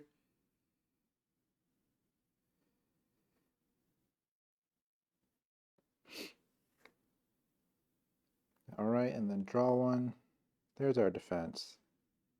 Oh, a different one, not our basic defense. All right, square. Place 1 quake in range 2. So again, if he can, he's going to drop it on top of us. All right. And then he's going to attack, nothing to hit, and then rush. So now he's got 3 defense. But that's okay, our frostbite will go through that. So now it's back to us. We are going to spend 1 power to do prepare. Oh wait, I keep forgetting this thing. 1 power to do prepare. Discard a card, so we're going to discard this so we have that +1 damage. We're going to draw a card, so this slides down. Now we've got synergy, which is this trigger. Then we're going to gain 3 power to do freeze lock.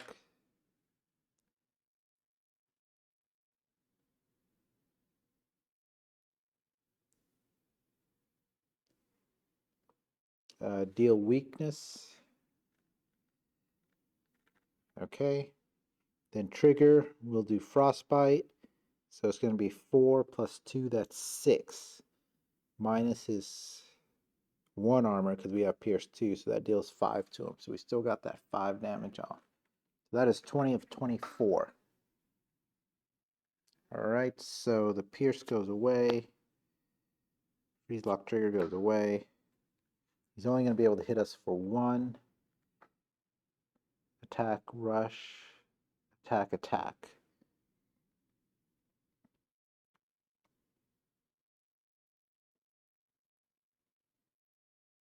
I spent a crystal to do this. I don't have enough to do the flow and move them. Oh, but I need to move myself.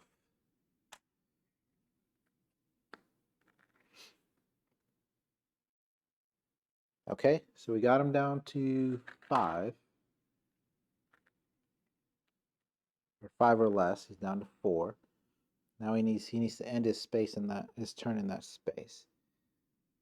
So he's going to do the circle, which is attack, not in range. Rush plus 2. Okay, because it's equidistant, so we can control where he goes.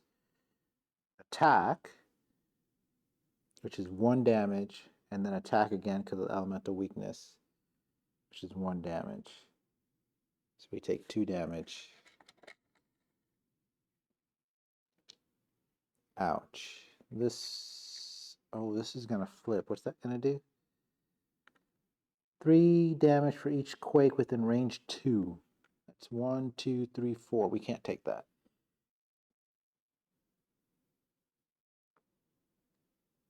So let's use the flashing orb.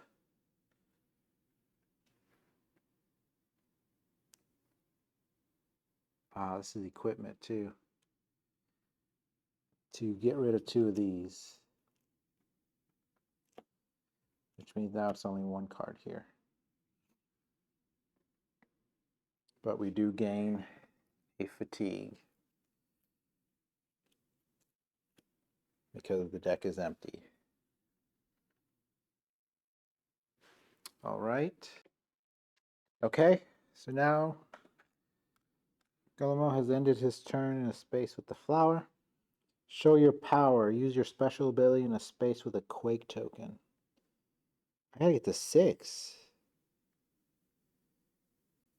Oh, man. I'm bad at this game. I forgot to slide these things down.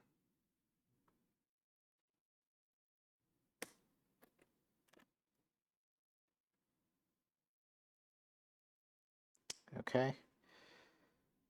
I gotta get to 6. Let's see.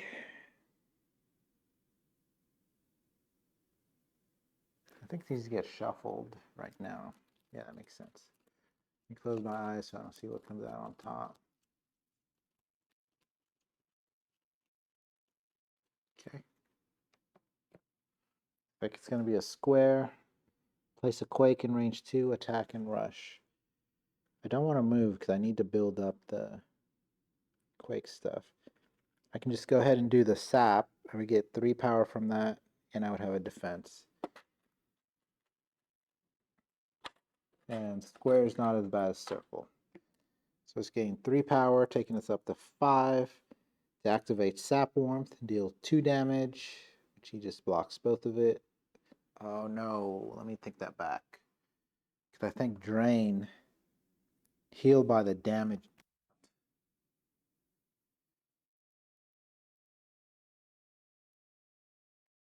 And it looks like the shield reduces the damage, so let me reconsider that.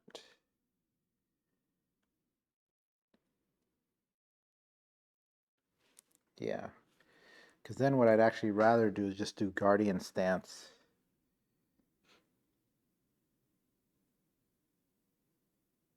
Or I can gain the 2 this way by doing Synergy. So let's do Synergy, gain 2, activate Guardian. That's not what I want to do.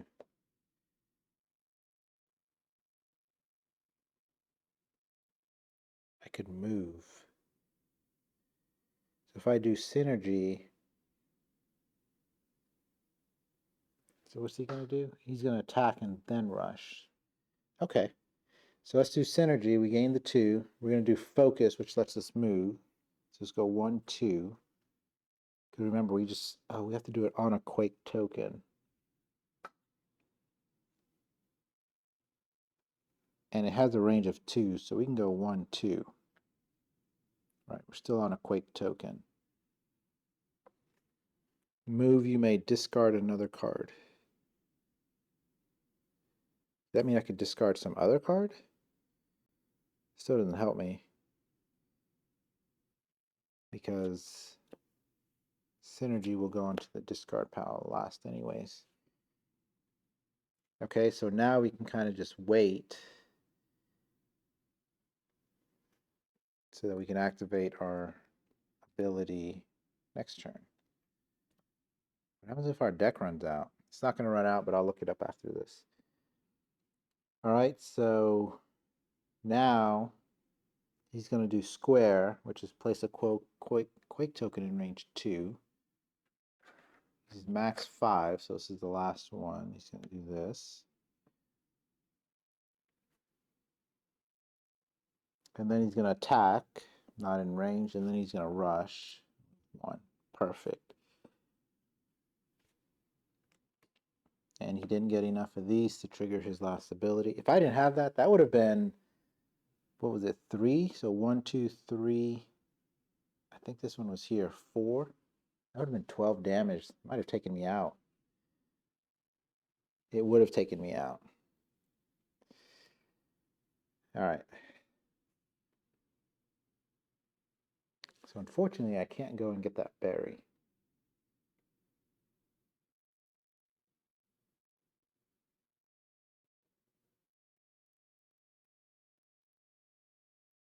Oh, yes, I can. No, I can't. I don't have enough power. I was saying I could blink over there, get the berry, heal 2, but then I'd have to spend 1 to move. What's he doing next? Triangle? Attack, rush +2, which would be 3 spaces. So if I blink there, and then I move 2, I can get pretty far away. Because the damage goes with you.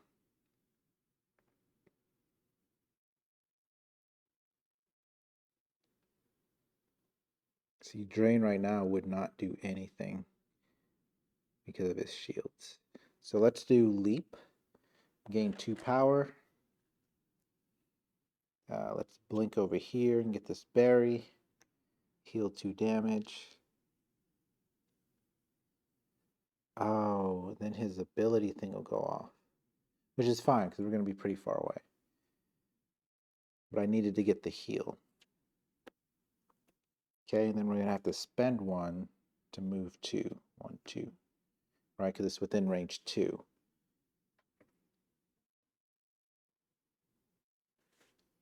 There's a lot of options for, not a lot of cards. So what happens when our deck empties out? Which I have no idea where to even look for that. Action cards, 7 or 18.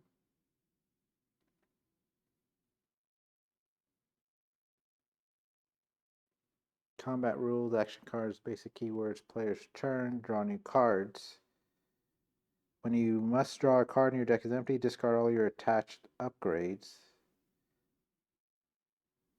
Shuffle your discard pile and create a new deck. Some card effects may allow you to reshuffle your deck. Okay.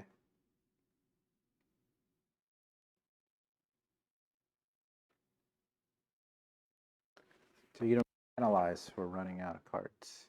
You just reshuffle when you got to draw. All right. See you, Gomo. So you're going to do triangle. You're going to attack. Nothing there. Rush. You're going to move 3. 1, 2, 3. Did I just really not move far away enough? So I'm just going to take the 2. I'm going to take even more damage because this goes away.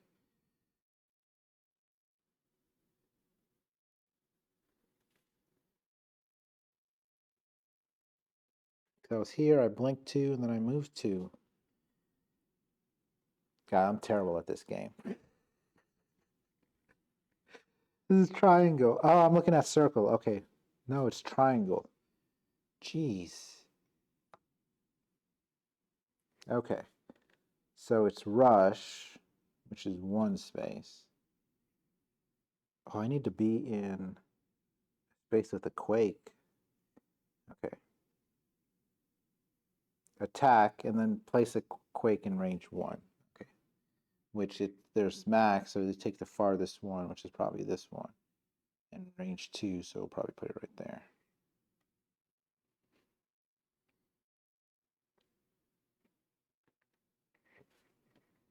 Oh, so we're going to take damage anyways. Yep, because that's going to trigger now. 3 damage for each quake in range 2 of that opponent. So all my efforts, I end up taking +1 damage. Let's see, this is 20 here. Let's take all these 5s off. So we can have a 5.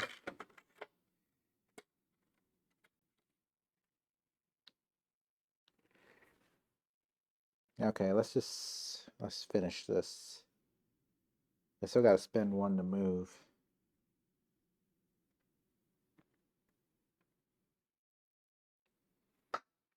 So it's back to us. Use your special ability in a space with a quake token. You may choose not to deal damage with this special ability. Okay. So let's spend 1 crystal to move. Boom. Let's gain 2 to do Guardian Stance, which also gives us 1 more. For 7. And now we have the +2 shield. And then let's spend 6 of it to do our special Cold Drain. Oh, you know what? I am going to deal the damage with this one because I can heal 3. So I'll deal 3 damage, which will take him to 23. Right. And then I'll heal 3. So the 5 goes away and I get 2. So my missing has 7 overall. And that puts an A on this guy. So now we go back.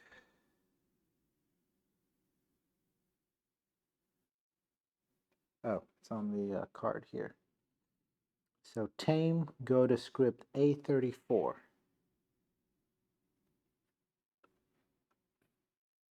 The Galomo stares at you. There is no anger in its eyes, only admiration. You stop your creature from taking any action and start speaking to the Galomo in a calm voice. The words don't matter. The secret lies in the tone and the steady, unflinching eye contact. You approach the wild Mistling. Each Mistling which took part in this combat heals up to half, rounded down, of their health. I assume that means their full health. So ours is 16. Yeah, so we heal 8. So that's everything.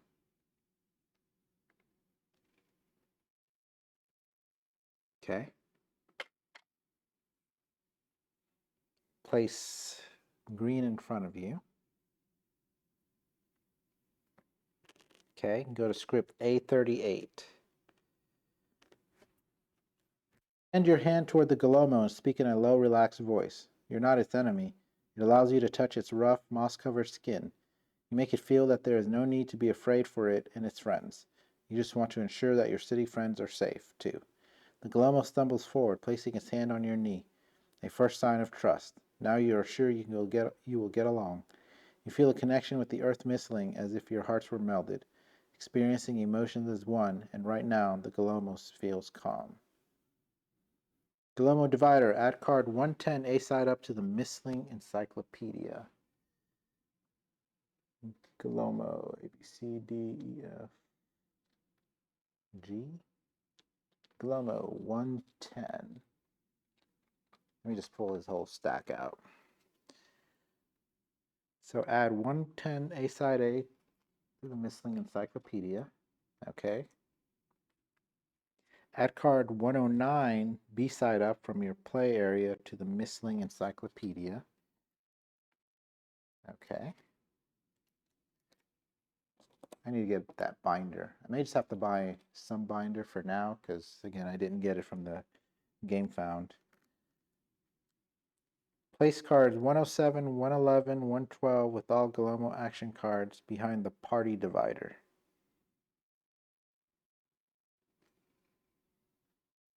Uh, 107, which is his main card. So 107, 111, and 112. Okay. Place card 108 behind the removed divider. All right, so we're not going to face him again.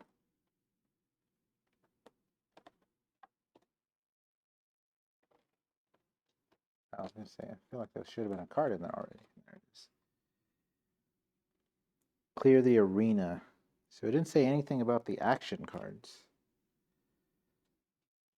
Oh yeah, with all Galomo action cards behind the party divider.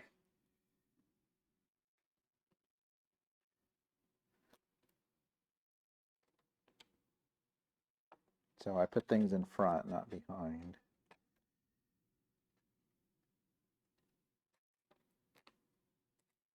All right, so Galomo is in our party. Woohoo! We tamed our first Mistling.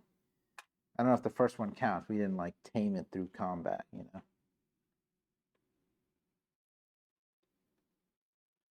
Okay. Galomo. Oh wait, let me do this. You gaze at the gaping wound in the hill. How long have the ruins been concealed here? K-Burger has found it about 600 years ago, and there is no mention of such a construction in any book or story. You imagine knowledge, treasures, and secrets hidden inside, but then you notice the Galomo by your side and think about the other Earth Mythlings hiding inside. They could be the potential source of the tremor that struck the city earlier, and you are here to investigate. As you enter the place, rocks and soil give way to tiled floors, and plastered walls replace stone formations. You look around a large room built in a style you've never seen before. The remains of sunshine send shadows dancing on the walls. Suddenly you hear a rumble behind you, and the floor shakes. You jump forward to protect your creatures and save your own skin. When the dust settles, you notice that the way back is blocked. The hills still shake slightly. You must find an escape route and maybe investigate those ruins a little. Open map 2. If that is in front of you, place token A in slot 1 and discard. All right. Initial thoughts. So I was kind of worried about the battle being simple, but I kind of feel like it's challenging because I did end up taking a lot of damage. I should have played it better. Always difficult when you're recording, but it wasn't drawn out too long. So I'm doing exploration, reading the story, learning all this stuff, and then a combat, and then go back to exploration and then a combat. So I feel like if the combat was more complicated or longer, it would have been kind of like more of a challenge to, keep pace and move forward. So far I like it. So I think I'm just going to leave everything set up. I've got one more day before the guys come over for our final session of this playthrough of Elder Scrolls. So tomorrow I'll continue our story. I'll be sure to find some better damage tokens or health markers or something like that. Yeah, so I'm liking it so far. I'm still got to learn how to use my, Iceling. Making sure I dump the cards, in the discard at the right time, etc., and do all that stuff. I do like this companion app, so now I understand that it's basically replacing the big thick book. So I still have the map, so you guys can see the gorgeous artwork when it comes out, and then we'll place all this stuff here. So we were going to open up map 2, and I think I can just leave this mat here and just kind of put this over it. So map 2 is on the back side. We'll do it like that.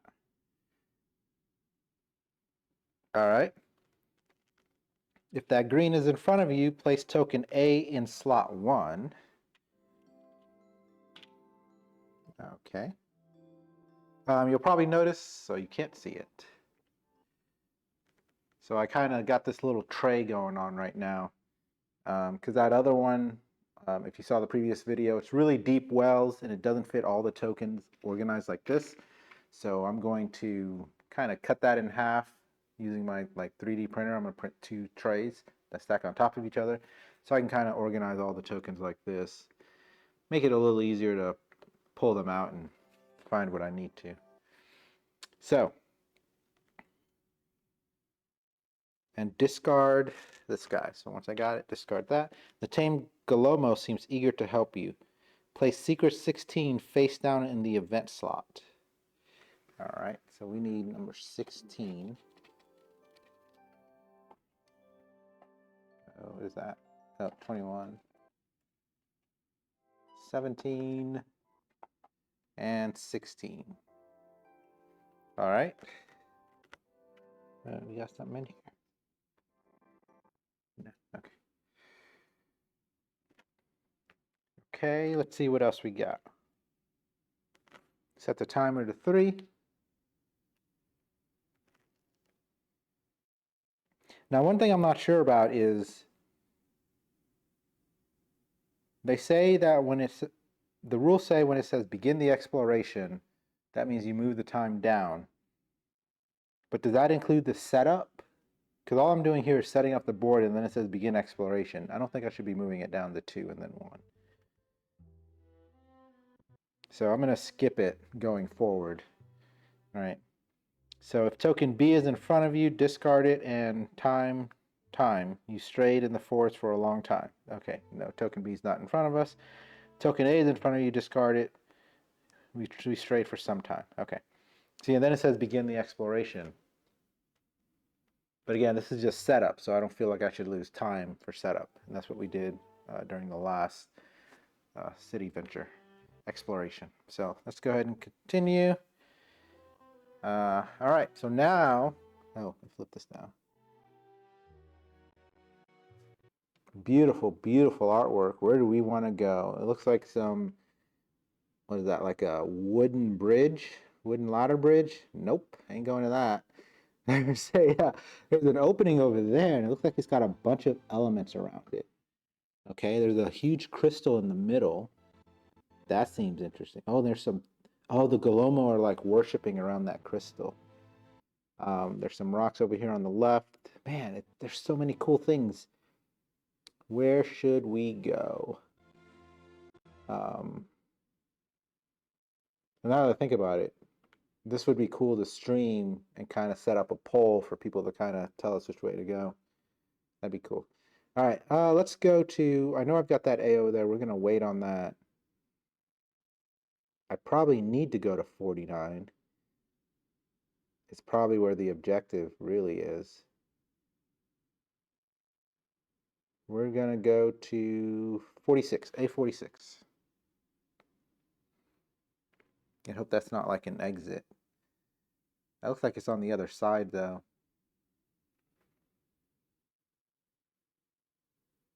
Let's do A65. We're going to take the bridge just because it seems like that's the path we'd be entering from. All right. You knew by the tracks left in the thick layer of dust and debris. You kneel by the tracks left in the thick layer of dust and debris. Except for the footprints, the layer is undisturbed. No one has been here for countless years. The Galomos must have arrived here today, just before you. Suddenly you feel a little breeze on your left cheek. The feeling disappears almost immediately, but it draws you into the shadows of the northwestern part of the ruins.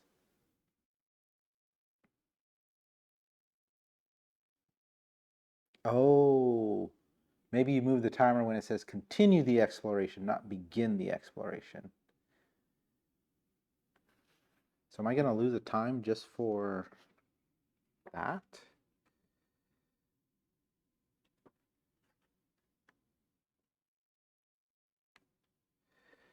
Where is playing the scenario? Oh man.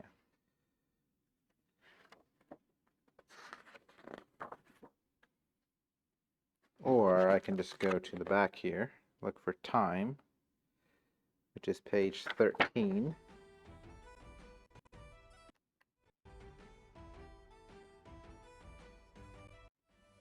Okay. Whenever the adventure journal instructs you to continue the exploration, and the time token is already on the event card. Discard the time token and flip and resolve the event cards. So it's continue, not begin. So I messed up last time. Because I could have technically had one more hour or whatever that time is. So we're going to drop this down to 2. Oh, that's it. So it just took us some time to cross that bridge. Okay, well, let's go to A49 then. Actually, let's go to, oh, what is this? Oh, that's not a location. So yeah, let's just go to A49. Several Galomos crowd around a large stone overgrown with moss. If token A is in slot 4, go to script A58. It is not. Go to script A52. The Galomos are enchanted by the stones, but some run toward you. They aren't hostile, but they obviously don't want you around here. Examine the rocks, study the Galomos' behavior, or leave.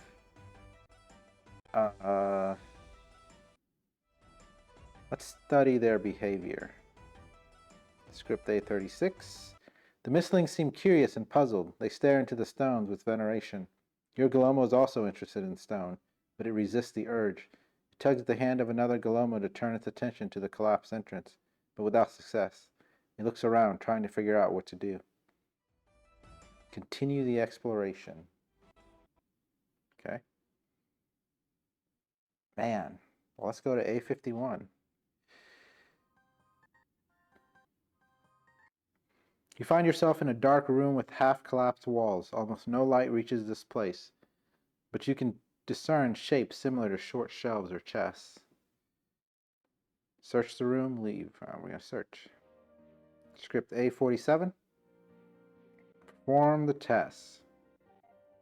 So if we had an item with the candle, which we don't, we had to get rid of it, or the torch, you may look at the top 2 cards of the item deck and discard one of them. All right. At the end of the test, if you have at least 2 of those eye symbols, we advance the time. So 5 or less, the search takes a while. Time, gain 1 item, continue exploration. You find several ancient trinkets that are worth something. Gain 1 item, continue the exploration.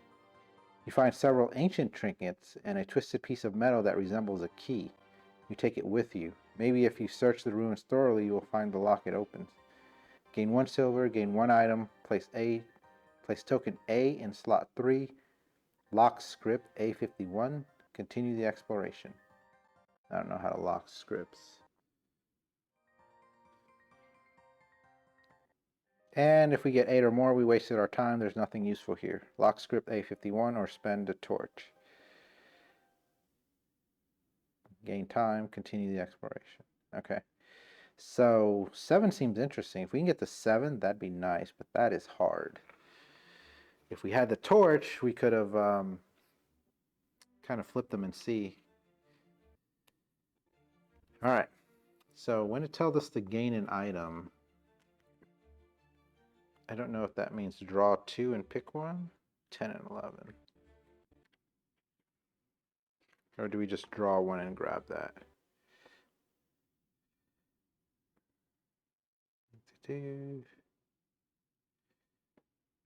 Okay, I think we just grab 1. All right, so we've got our item deck here. My green screen is not up today. So we're just going to flip them over here.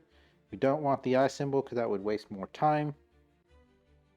So let's see what we get. We got 2 with an eye symbol. We got 2, that's 4. Okay, we're going to get an eye symbol here. Yeah, that is 6. I want 7. But, so if I get a 1, I'm good. If I get a 2, I'm not good.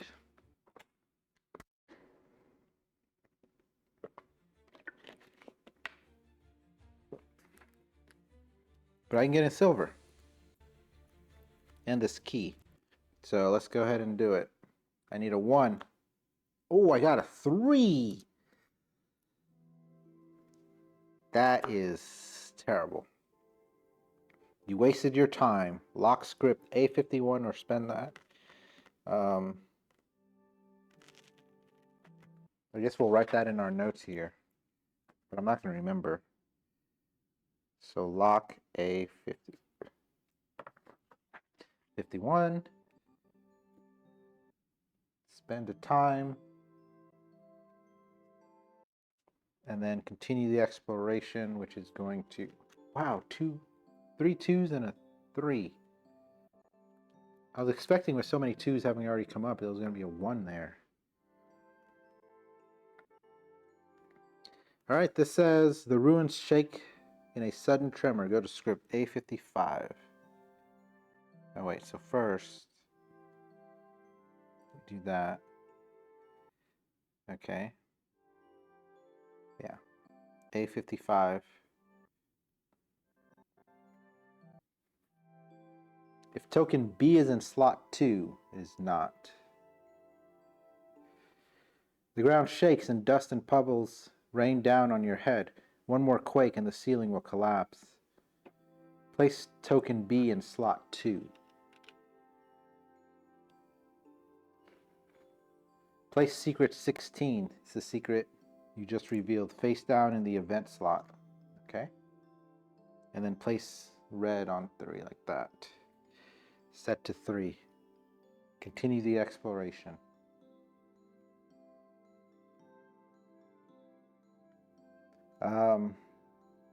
Do I go back to A49? Not A49, A51? I think so.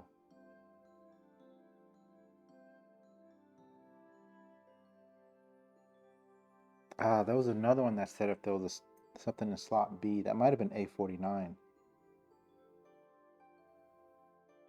Man, I want that key though. The silver and the item. But it'd also be a shame to die in this cave. Our second little adventure here. Yeah, we're gonna have to do it. Let's go back to A51.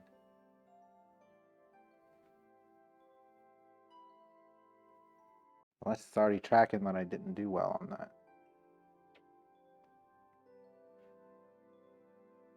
All right. We read that one. So we're gonna search the room, go to A47, and then we're gonna do the test again. So we want 7. And the shadows are like, hey, you came back for more, did you? Here we go.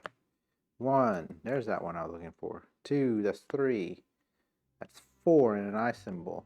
It's 5 and an eye symbol. That is a 4? I didn't know there was a 4 in this deck. I didn't look. So that's 9. 2 eye symbols. Alright, we're done with that test.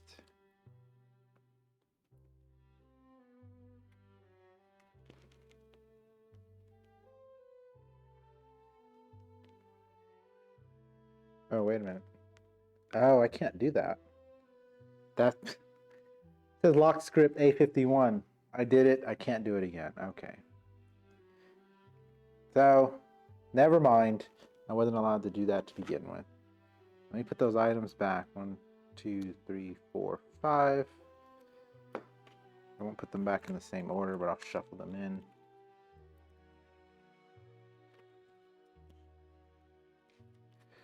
So let's go to A49 again. I think that's the one that asks for something in B, slot B.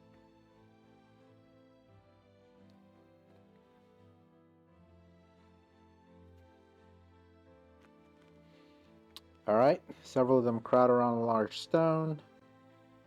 If token A is in slot 4, it's not.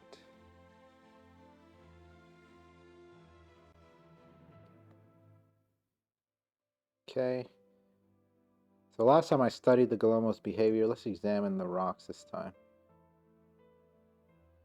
You observe the stones from a safe distance. They shine lightly when the Galomos draw closer, so they seem to react to the earth element, and when the ground trembles, they vibrate like tuning forks. Could they be amplifying the quake? As the vibrations grow stronger, the Galomos shake to the frequency. Continue the exploration. Okay. Let's go to A37 then. The wall with ancient, faded fresco is partially covered with debris. The frescoes present a group of silhouettes with wings or something resembling them. Some of them wield weapons of sorts, maybe. There is a full moon in the sky, surrounded by constellations well known to you. Unearth the rest of the frescoes. Let's do that. Test. If token A is in slot 1, it is. The tamed Galomo wants to help. You may discard a card with an eye symbol after you draw it. Okay. Spend the gears immediately. If you spend a gear, an item with the gear immediately resolve a chosen test outcome. Wow. So wish I had that other thing. At the end of the test, if you have at least 2 eye symbols, gain 1 fatigue. Okay. So let's see. If we get 5 or less, we'll gain 1 item. Continue the exploration. If we gain a 6, we gain 1 item and gain secret 7. If we get 7, gain 1 item, gain secret 7, continue the exploration. Are those the same? Oh, 6 would cost us the time.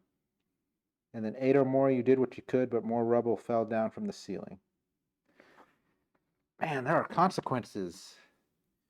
Okay.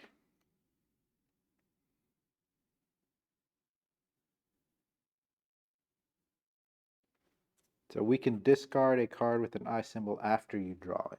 All right. So we want like 7. 6? Oh, we can just discard it. So let's just go ahead and discard it. There's 2. There's 3. Oh, there's 7. There we go. And we only got 1 eye symbol, so no fatigue. So with the 7, you've cleared out the debris in no time. Gain 1 item. Assume we just draw an item. Not from the ones we tested, I guess.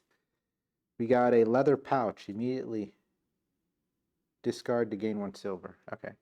Oh, I think that happens immediately. All right. Gain secret 7. Secret 7. Where are you? Here we go. Ah. A67. Oh, so that covers this. I think that's cool how it like overlays like that. All right. Continue the exploration. So now let's go to 67.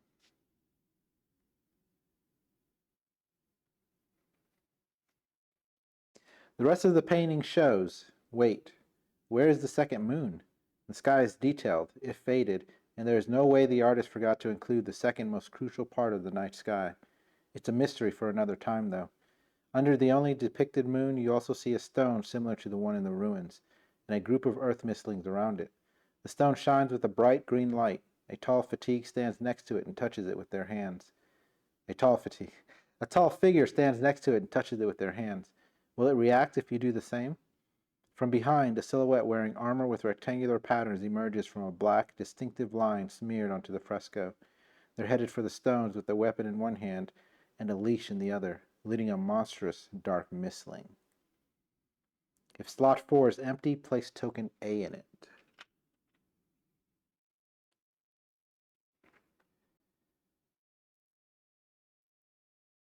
You have an idea how to interact with the stone surrounded by the Galomos. Continue the exploration. But it's got a red on it. So what does that mean? Oh, once I go to this one, go to script A55, it'll tell me what happened. If token B is on slot 2, which it is, go to script A41.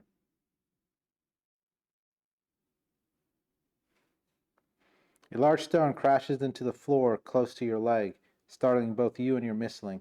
Panicked, you start looking for an exit. The Galomos are also scared, and they all rush toward the exit.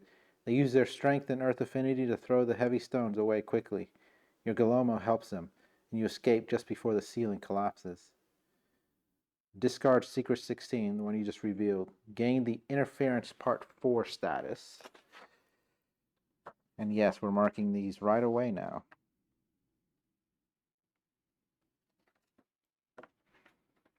Okay. Discard 16. I don't think we did well there. I think we were supposed to be able to go back and investigate the rocks a little more. That are the stone. And we just didn't get there in time. Going to script A64. When you take a deep breath and savor the chilly night that smells of pines and wet grass, the ground shakes again. An ear-splitting sound rends the air. It feels like the whole world has snapped in half. You look toward Kayberg, fearing for the city, and freeze as the lights on the walls go out. You are too far away to see details, but you imagine the worst. You quickly check if your creatures are all right and decide to move on. Then the stars and moons disappear, confusing and scaring you even more. When the stars reappear, you realize that the sky was obscured by a massive silhouette. Only a dragon could be this big. You are unsure if that makes you feel calmer or even more terrified, but also a little excited. Go to script A61. Congratulations, you've reached the end of the scenario.